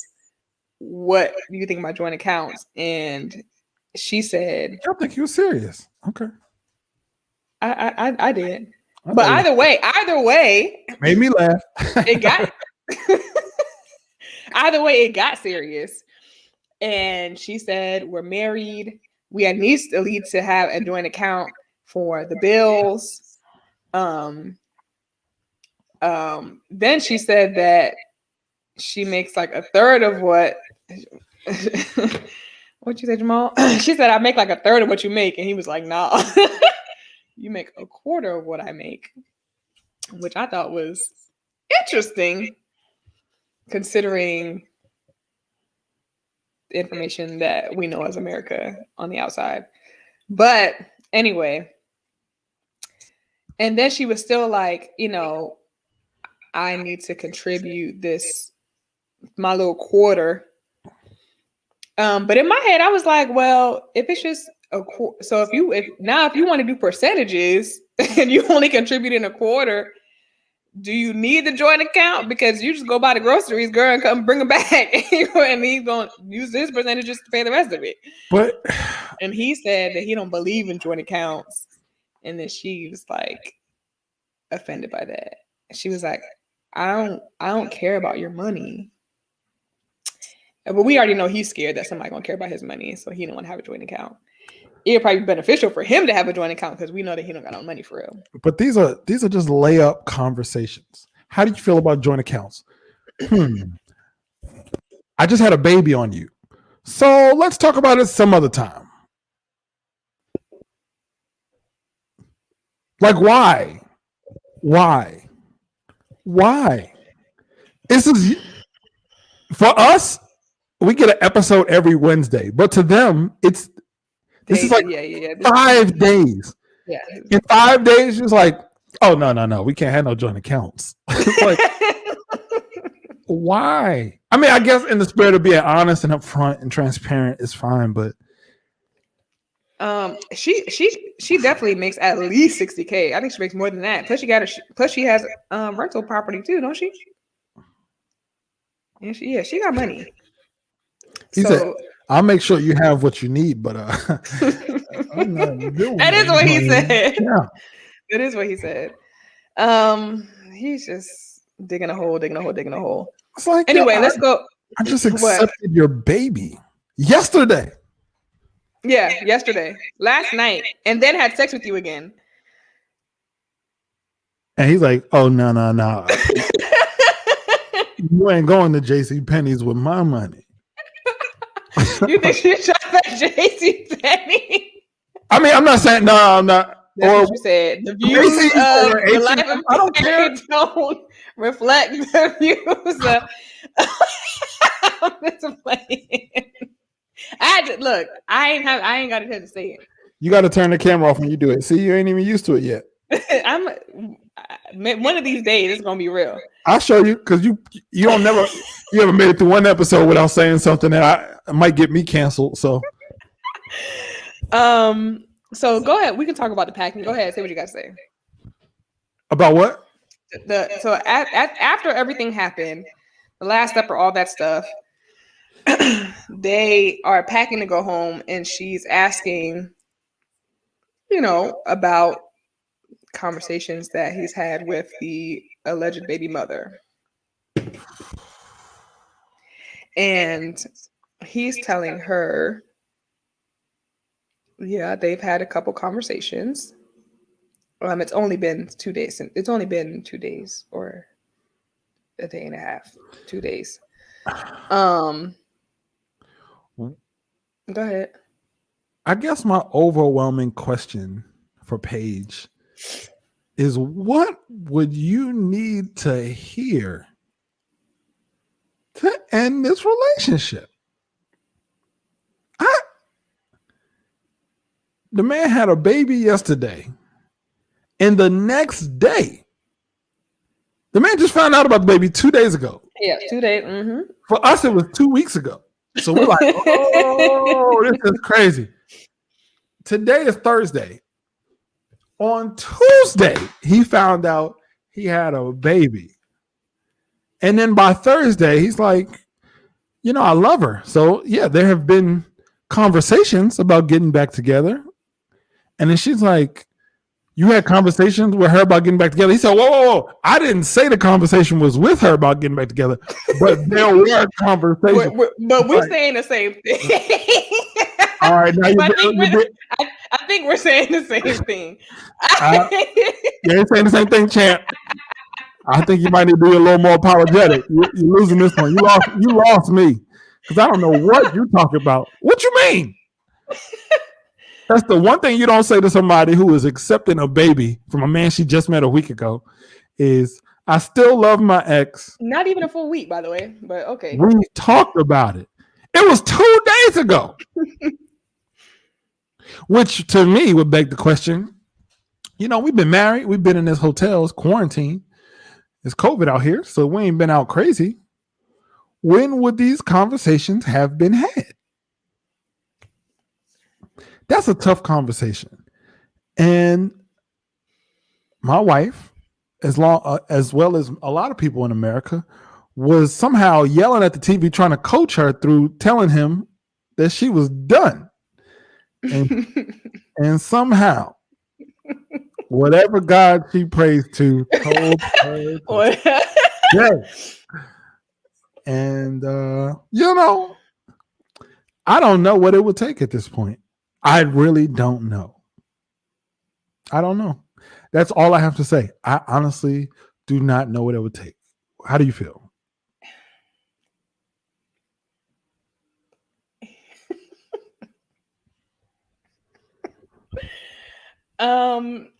He said they had their conversation in the closet, right? And he said, so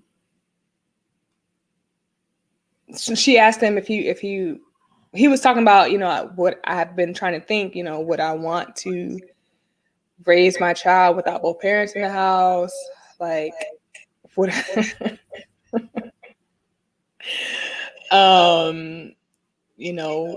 should we get back together? Blah, blah, blah. Da, da, da. I think that he needs to stop processing out loud. He's trying to say, I'm being honest with you. Am I echoing, y'all? Somebody tell me. But he's trying to say, I'm being honest with you. But it's not. Don't at this point, stop. And he's like, because she was like, you having conversation. So it is echoing. How do I fix this? Every time you give your opinion on Paige and Chris, somehow your Wi-Fi go out. Your computer does not agree with you at all. Facts. Dang, hold on. One moment.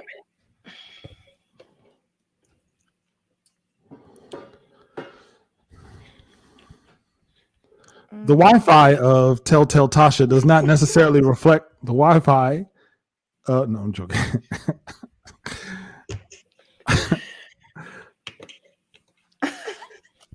I don't know how to stop it, y'all. I don't hear echo at all. Am I echoing? I can hear it in my headphones. You can hear yourself echoing. Mm-hmm. Oh. Let me take this out. Hello? Yeah, definitely echoing. Oh, you got that scary movie effect behind you. Somebody about to. What'd you say? So you got that scary movie echo behind you. Yeah, try turning your mic down. You might be feedbacking with that Tyler Perry studio shooting going on behind. Hello? Yeah, and turn the speaker down. You do all that stuff. Yeah, just turn your mic down a little bit. You probably about to say something I don't agree with. No way. So just I know. That's exactly what's gonna happen. Let's deal with it for a second.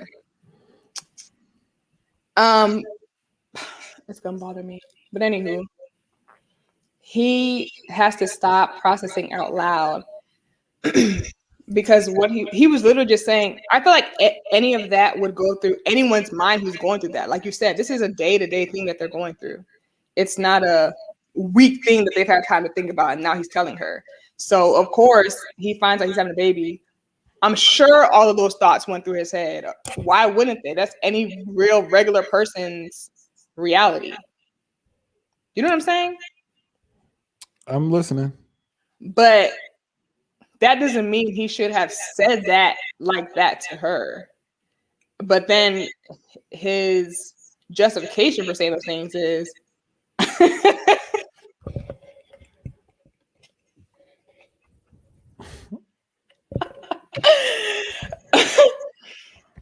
his justification for all of this is I'm being honest, right?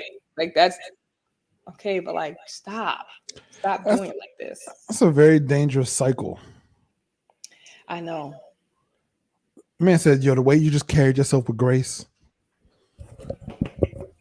I'm attracted to you now. I'm spiritually attracted to them. What? Did she leveled up? Like, oh, that's weird. It's weird. It's weird. It's weird. Insert the experts here to tell her, hey, hey, Paige, let's just sit down and talk about it. That's not God.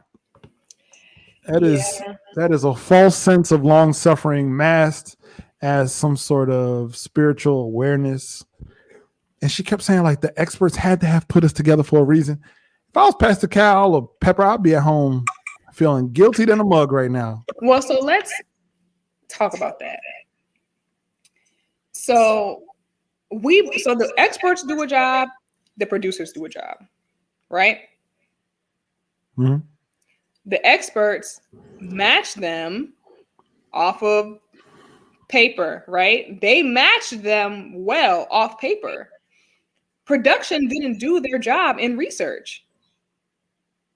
If he was just engaged, this girl has only been pregnant for 6 weeks. Y'all could have found that out. Black Twitter finds out stuff faster than that.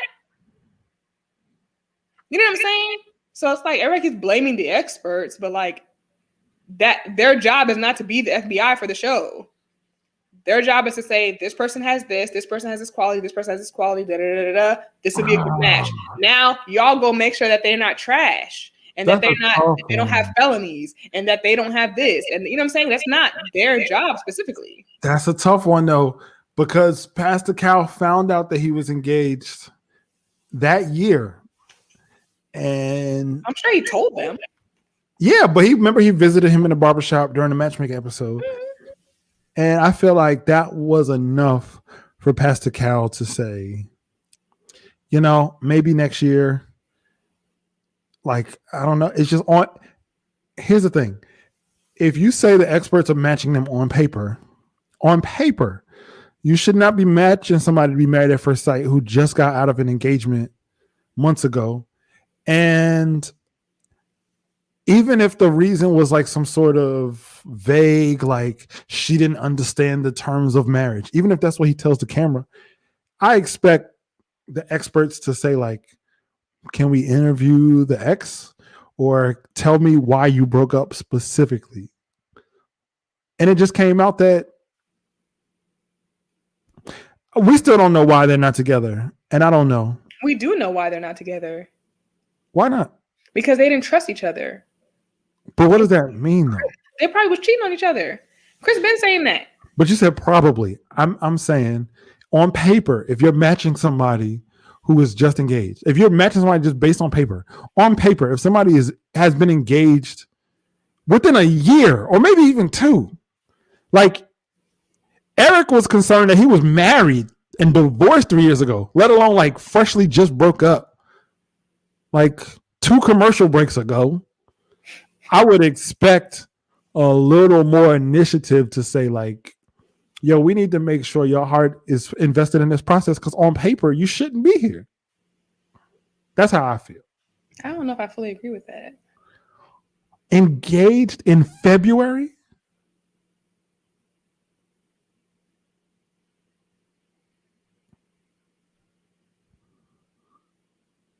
So if I'm Pastor Cal, right? And I'm Pastor Cal, I found out, let's say this is, what month would you assume that they started the process? Pastor Cal said they only go through like a 6-week process. So whatever month this is, it was only a month and a half prior that they started. But they had to film the show, so it was 8 weeks ago. So 8 plus 6, 14 weeks ago? No, I'm saying, I think that this was recorded sometime in the summertime or something like that. This was recorded a while ago. So we're talking. But I'm saying from the time that they started doing the marriages and stuff, it was only he said that, because I listened to an interview with him on the Frank Ski show, and he said that the vetting process is 6 weeks, which he tried to make it sound like it was extensive, but I'm like, that's not even a long time.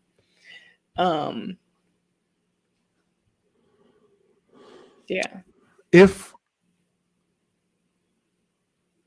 maybe my math is off, so somebody in the comments can help me with the math.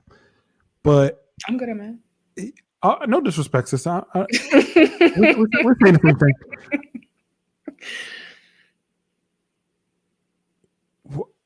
If the process is 6 weeks, I heard. If the process is 6 weeks, and the girl was 6 weeks pregnant, I would at least have hoped to have heard some sort of question of like, hey, I know you engaged. And he said that they were blocked. So maybe it's possible that that's what I was saying last time. Like, they were blocked and then afterwards. Okay. They have sex with each other and they hate each other right after. And then they move on. Yeah, but he still loves. Okay. He loved her, can't trust her. But people are complicated in that way. She might end up on a reunion show after all of this. Facebook pictures. Facebook pictures show them still together in late June, early July, and the weddings were in late August. So that makes sense. Because then that would have been 6 weeks. I haven't seen the pictures, so I just can't go off of that. I can't go off of I haven't seen pictures either, but it still would have been 6 weeks. But he said that he saw her at a funeral, and then that was it.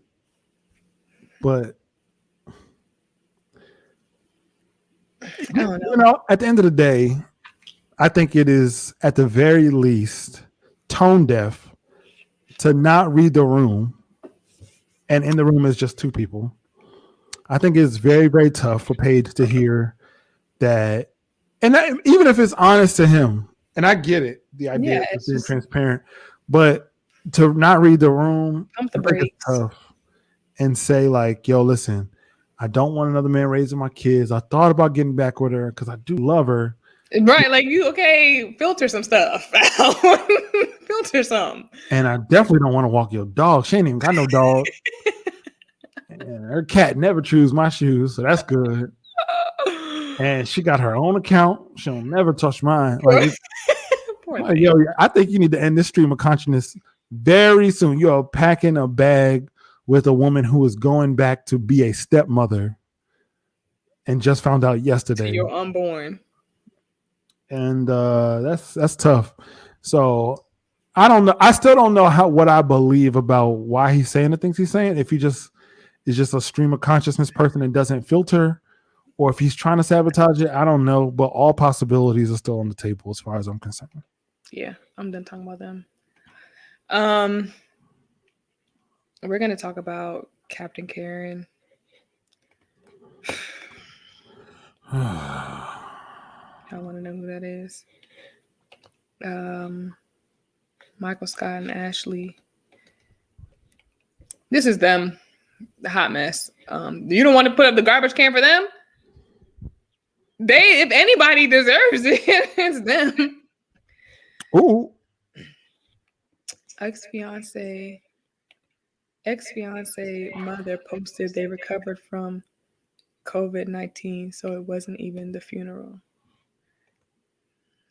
I'm just the viewing public of America. I told you I ain't really been doing no research on the outside. I don't even know if Chad is really married. So you had to find a way to bring that man. I was trying to bring it in during the Ryan and Claire conversation. I couldn't figure it out. So Virginia and Eric, Captain Karen. So Eric is so far out of his drinking league. He is so far out of his league when it comes to drinking. Like, he tried to tell us he had a party phase in college. No, you didn't. He's having so many drunk conversations with the men, with his wife, that conversation that they were having again about the friends. And like, what he was saying started out okay, but because he was so drunk, it was just like, you're taking it too far, sir. Calm down. Like, he was getting real control-y. Okay, calm down. I have friends that are friends. Like, I'm gonna introduce you. It's okay. And he's like, no, because I can't. Okay, relax. Drink some water. Like, they don't have water at the Mandalay Bay. You know why I can't put the trash can up? Things like that. First of all, they're very deceived into thinking they were both right, and into thinking that he was standing up for her in some weird, I don't know what they thought that was. Jamal, people do this. I'm trying to tell you. People. Oh yeah, that's emotional moments. Yeah, of like, yo, I was there with your dad, and like, I get that. People do this. Of like, yo, my condolences, and it opens up the line of communication, and then you vulnerable, you feeling sad, and then you leaning on somebody emotionally. Like, I get that part. It happens. If it turns out not to be true, he's gonna have a lot to answer to on social media. He has enough to answer to. Now, here's the deal. Here's the deal with that, though. I think the same thing that bonded Virginia and Eric and makes them closer is going to catapult them into possibly working. What is bonding them besides alcohol? What are you talking about? What bonded them is him standing up for her at that dinner. Hear me out, though. Hear me out. I do believe that until they were packing, it was the same effect that Paige and Chris would have, where she felt like he was wronged and he was a victim. And she was like, they were wrong for doing that to him. Y'all see, he da. And then in that moment, she felt really close to him until he was like, I still do love my ex, by the way. And then she snapped back into being like, oh, now we have problems again. Mm-hmm. Virginia and Eric walked away. Do you remember I Love not I Love New York? Remember the Flavor of Love, the Flavor Flav show? Mm-hmm. The second time that he didn't pick New York. And she walked away and the camera followed her. She was like, I'm out of here. I don't need you. Like, that's how Virginia and Eric left. Like, yeah, we did that. We told them. And they walked away in some sort of weird bonding moment. It was like, for her, it was somebody who was defending her and validating her feelings, which she has not done a lot of because she feels a lot of. That's true. So it felt like somebody was completely validating her. And then for him, it felt like he had somebody to protect again, which he probably hasn't had in a long time.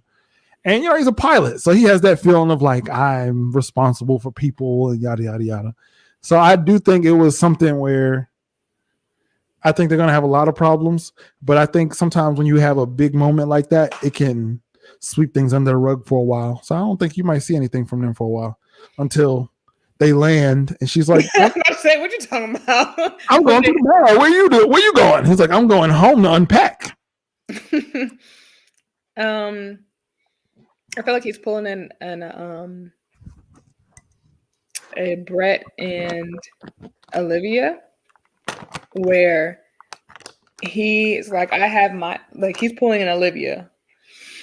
I have my life the way I like it, and I need you to fit in this hole right here. I need you to fit right here the way I need you to fit. Don't deviate. Don't try to be a square. Don't try to be a triangle. I need you to fit round in this round hole. And it's going to backfire because she's like, I'm not going to stop partying. I'm not. So now what? I'm a drunkard. Now what? Like, and I think that's going to be an issue. Yeah, they exactly that too. They're very avoidant. They're like delusional. They keep saying to out loud that they're doing so well, and they literally know with each other they have all of these issues that they're not talking about. They're just saying, "Oh yeah, we're doing great." No, but yeah, it is cost up. Oh, thank you. Yeah, it is selfish of him. Captain Karen. Especially if you're gonna be leaving her for however many days out the week. You want her to just be sitting at home knitting? She doesn't knit. She'll never know he's gone. Right. And that's what I think he might be a little scared of that too. Like, nah, don't be trying to have a life outside of our life. Like, hold on now. Don't be trying to have too much fun without me. But whatever. They need to worry about their own marriage and stop worrying about Paige and Chris. That's all I got to say about them. Yeah. Once they turn into Captain Karen, I'm good. Yeah, I'm done talking about them. And the last, but absolutely not least, Brianna and Vicente. These people, the only people not getting the trash can tonight.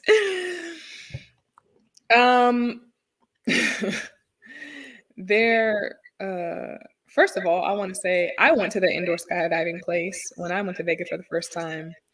And it was lots of fun. Way better. Too. It's fun. Yeah, way better than iFly. I went to the one in Maryland. Well, I went to iFly. Oh no, that place is like, it's massive, and it's like you saw like all the pads on the walls and stuff. Like, it's like to get off like the thing, you have to like tuck and roll out, and like it's real dramatic, but it was really fun. The first time, side story, because you know I got to incriminate myself every episode. Me and my friends. So we were like, let's go indoor skydiving today, right? So we stopped. You know, in Vegas, you can drink on the street. You know, you can walk around and drink with your stuff. I didn't know that. So, oh yeah, in Vegas, you can drink outside. And so we get our little yard drinks or whatever, and we're like, we got breakfast, we get our yard drinks, and we're walking around like, yeah, let's go to the indoor skydiving place. We get in the van. The van drives us over there. We get out. No, we open the door to the van. Someone runs outside of the skydiving place like, whoa, y'all can't come in here. Because we have all of our drinks and stuff. They're like, yeah, no, you can't come here. And we're like, what? Like, what do you mean? We're not drunk. And they're like, no, you can't come in here. And we're like, what if we come back and like, what if we come back? They're like, you can't come here today, period. We already seen you been drinking. You can't come in here today. So then the next day, we went to breakfast and had our drinks, and then we went. So it was a good time. Too drunk to fly. I get it. Anywho, they wake up and I don't know if they're going to bed or they're waking up. I don't know what's happening, but they're having this conversation about Brianna asked Vicente, did I annoy you? And because she's been getting on his nerves, y'all. She has been wearing him nitpicking. She's been nitpicking things left and right. He's trying to, you know, be nice. And you know what I'm saying? They're still getting to know each other, but he's like, all right, girl, you're not finna keep rushing me everywhere I go. I'm grown. And so she was like, did I annoy you today? And he's like, he ain't want to say nothing.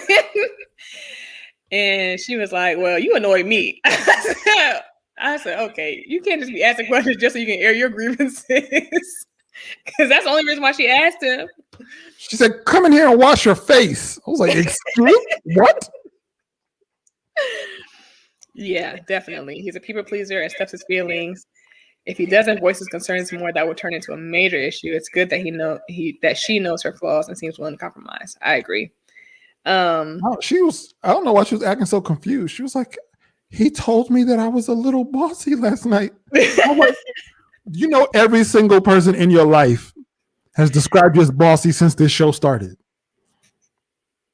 It is the number one attribute your family thought Vincent should know about you. She is loving. You know what? However he told her, he ain't say you acting real bossy. He said what you're not gonna do is disrespect me as a man. He Dominican. He probably shanked her in the middle of the night. What you're not gonna do is diminish my manhood and think you're gonna boss me around, because that's no. And no, I don't think that would have been a good time. They've only been together for 4 days. I think he waited until the cameras left. 100% guarantee. He did not want to embarrass her. So he said, well, you annoyed me. He said, ha ha. All right, I think we're gonna go to sleep now. Good night, everybody. No, we're good. We're not gonna talk nothing more. No, I'm tired. I'm exhausted. I'm gonna go sleep now. Do you see her roll her eyes when she turned the lights off? Because he wasn't saying nothing. She said, that man closed his eyes and faked like he went to sleep. So them cameras left. And then he woke up, señorita. Yo,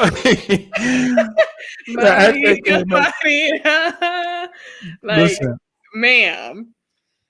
And then the next day he was like, good talk. He woke up with a peace of mind. He said, yo, I'm about to go take her to the flying joint and we're gonna have a good time. I hope it's a good reset for us. He was like, this is the best day we've had, huh? Ain't it? She over there like, she fighting through all them feelings. She's like, hey, but you know what? So you gotta appreciate when people take the time to take the truth and mix it with gentleness. Mm-hmm. Even if you don't like it, she probably not used to people in her life being like, you can't talk to me like that. Like, I'm a person. But I also feel like she wanted that too anyway. She wanted a man to be like, you're not gonna talk to me like that. You don't have to put some respect in your voice. I mean, enjoy. Enjoy. He said that on the bachelorette party. Yeah. Yeah, what you pray for? I'm definitely glad that he expressed his feelings, because he does seem like the type of person, exactly like Asia said, like he will try to make her happy, and never say when he has an issue, which I don't think is the right approach to any relationship. Y'all see her trying to avoid getting to these predictions, right? That's why she keep trying to talk about other couples. She ain't slick. I'm just going through my notes, okay? She's trying to go. Hey Jamal, she's trying to go through every one of these notes so she don't have to fact check her initial predictions. But I think the relationship is off to a good start, because she showed. Trying to bring up Chad, you just using every trick in the book, huh? Is Chad a trick in the book?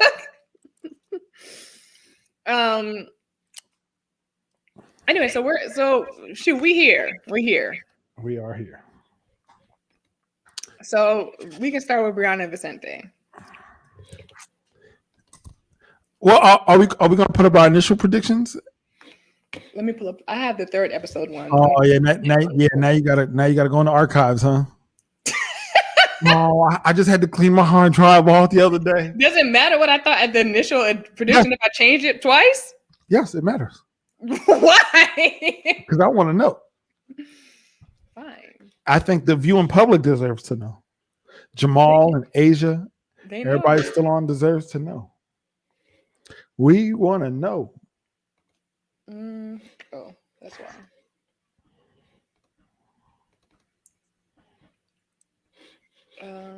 Okay, let's see.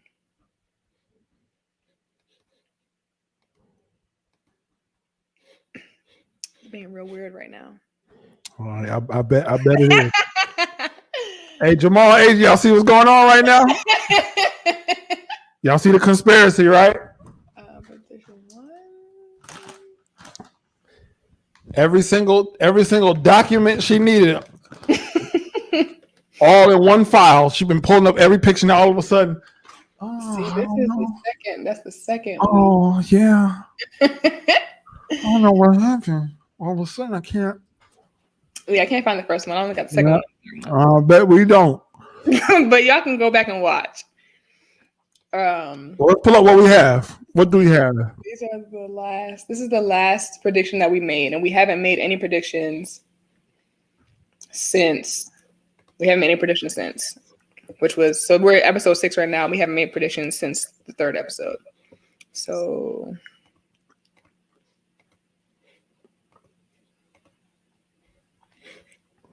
So convenient we couldn't find the first one.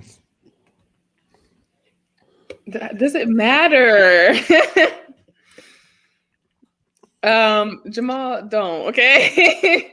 Don't do that. So this is what we said at the end of episode 3.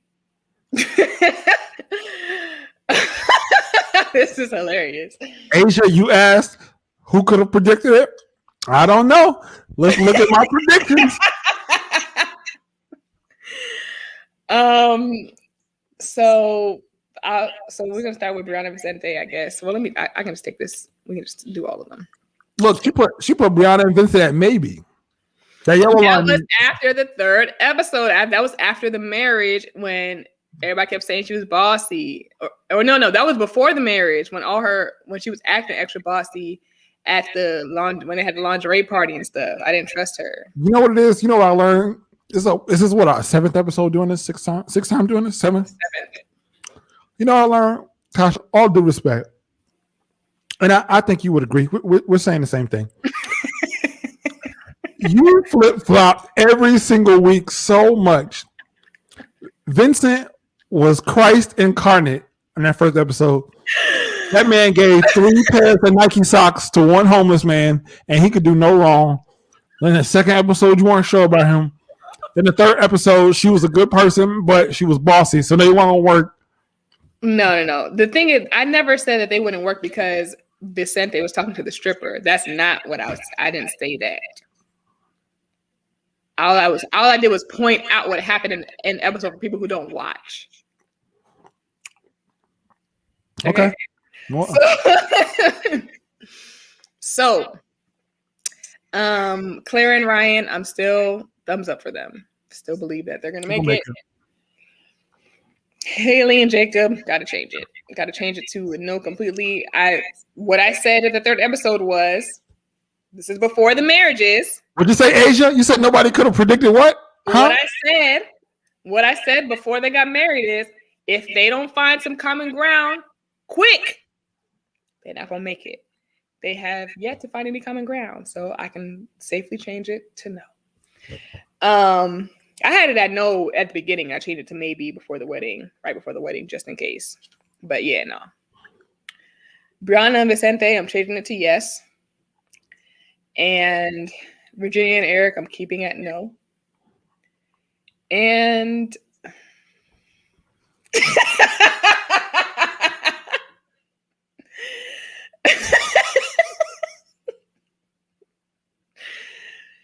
I need to talk to whoever Paige is praying to find out if they're gonna make it or not, because everything is saying no, but she doesn't want to let it go. I'm just trying to decide whether to add a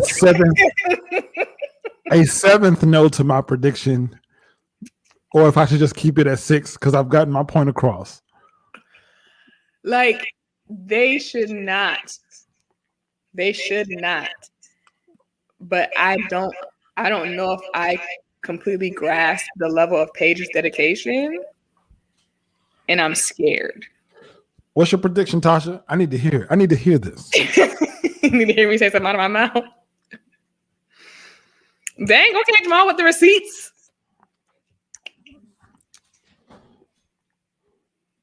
said no the first time. Well, look at that. So I'm back to my original predictions. I'm back to my original predictions. Yes, no, yes, no. Good thing to know I was right at the first impressions. Because by this third, you were reprobate. You went. I did. I had really You've gone by the turned myself wayside. over to a reprobate mind for real. Are we saying the same thing? Are we saying the same thing or no? No, we're not saying the same thing. We're not. No. What do you want to say? I must be a little apologetic because I have Claire and Ryan. I agree. Haley and Jacob. I think I'm right. Although I said I think they will work at first, but I've been ascending. Your predictions have descended. No. Brianna and Vincent, yes. Paige and Chris, I have added no's as we've gone along. I am going to. This is like a head versus heart kind of thing. And we can't say, we're not saying any maybes. Yes or no? No. I have one maybe on the board, and I'm going to adjust my maybe for Virginia and Eric to a yes. I think they're going to say yes on decision day. And that is my final prediction. Okay. What do y'all got to say? Jamal, Asia?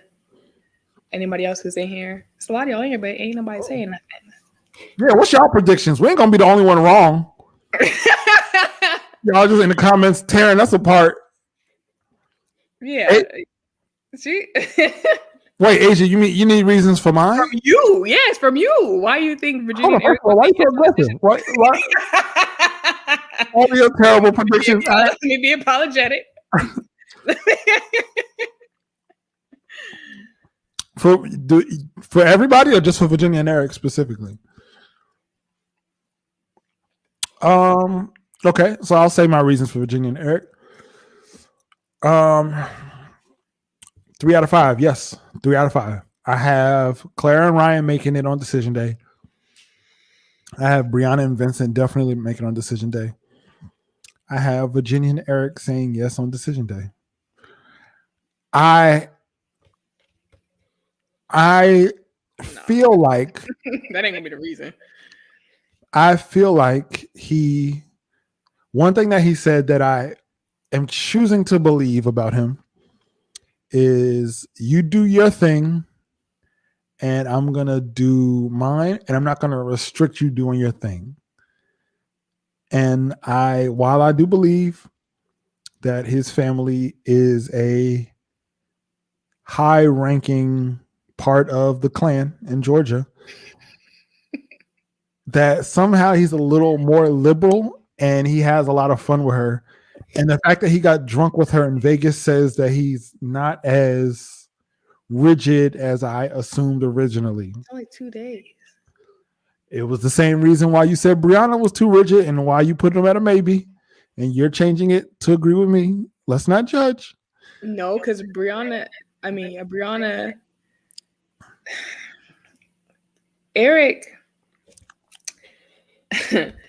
Eric, they haven't even got to the part where he has to interact with her gay sister and the babies that she had by in vitro and their families getting together.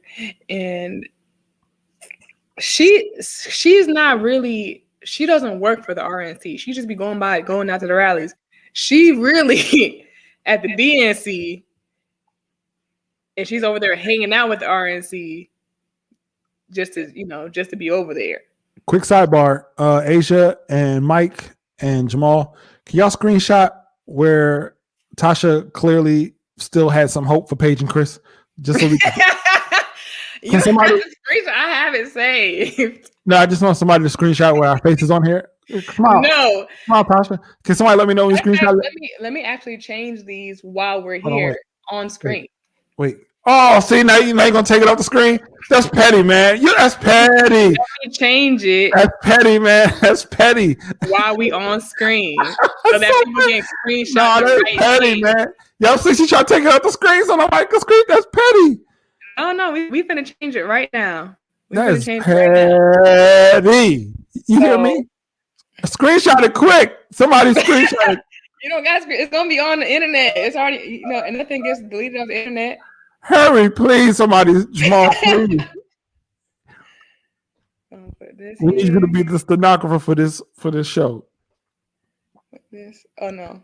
Ain't nobody saying nothing. So Asia, you agreeing? So we agree on everything except for Virginia and Eric. So Asia, you're saying Virginia and Eric not gonna make it. Mike, I think Mike's agreeing with. Are you agreeing with all my decisions, or am I here by myself? Oh, Danielle, what up, cuz? Claire and Ryan, Bree, Champagne and Vinny, Virginia and Eric. Champagne, Wait, Danielle, you're missing Paige and Chris. I just need to see you say they're not gonna make it. Oh, thanks, Mike. Appreciate it. Don't worry. Ben had a case on. Thank you, Jamal. See, we're not even mentioning them. Jamal, we supposed to be friends. We friends too. Hey, there you go. Trying to pull that Chris card, asking people to pick sides for you. So this is Danielle. You say no. You're not even mentioning them fools. Okay. Ooh. So you agree? So Danielle agrees with me. Okay. Asia agrees with you. I think Mike agrees with me. And on decision day, we're gonna chop it up. Now, let me ask you a question.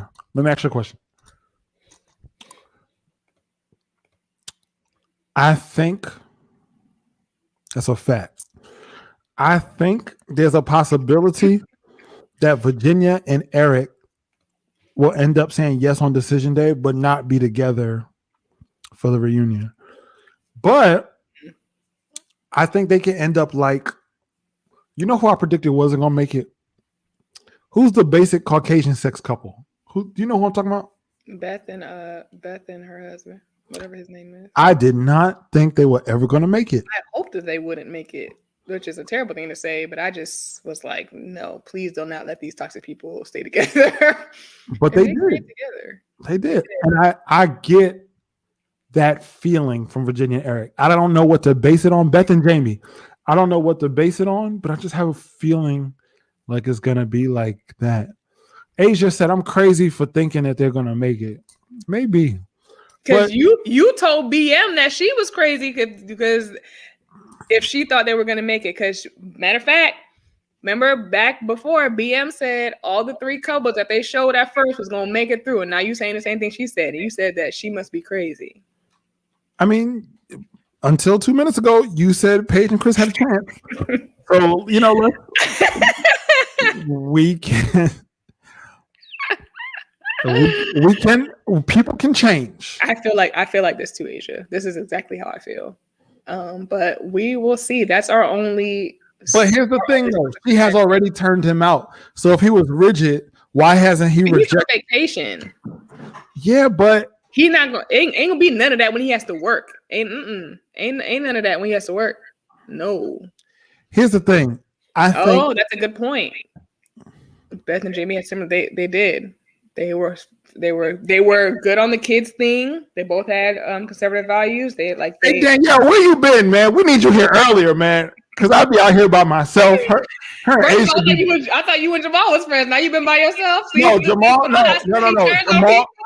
Jamal is an unbiased opinion. He shares an unbiased opinion. Mm-hmm. I need somebody specifically on my side with no objectivity whatsoever. That's what I need, Danielle. If you're able to do that, please let me know. Jamal is unbiased. Like, I feel like Jamal would tell me I was wrong, and he would tell you were wrong. I need somebody who's willing, like Asia, to tell you that you're wrong, even when they know you're right. That's what I need.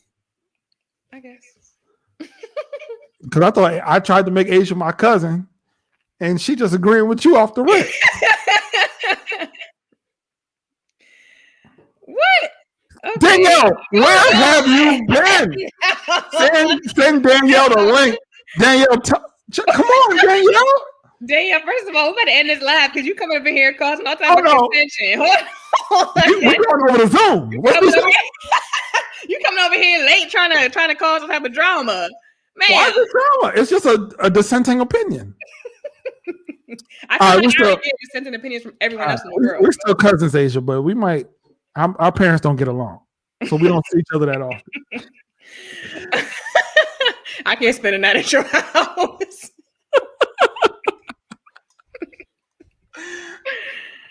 All right. Yeah, that's what we're going with until the end. We can't change anymore. That's a fact.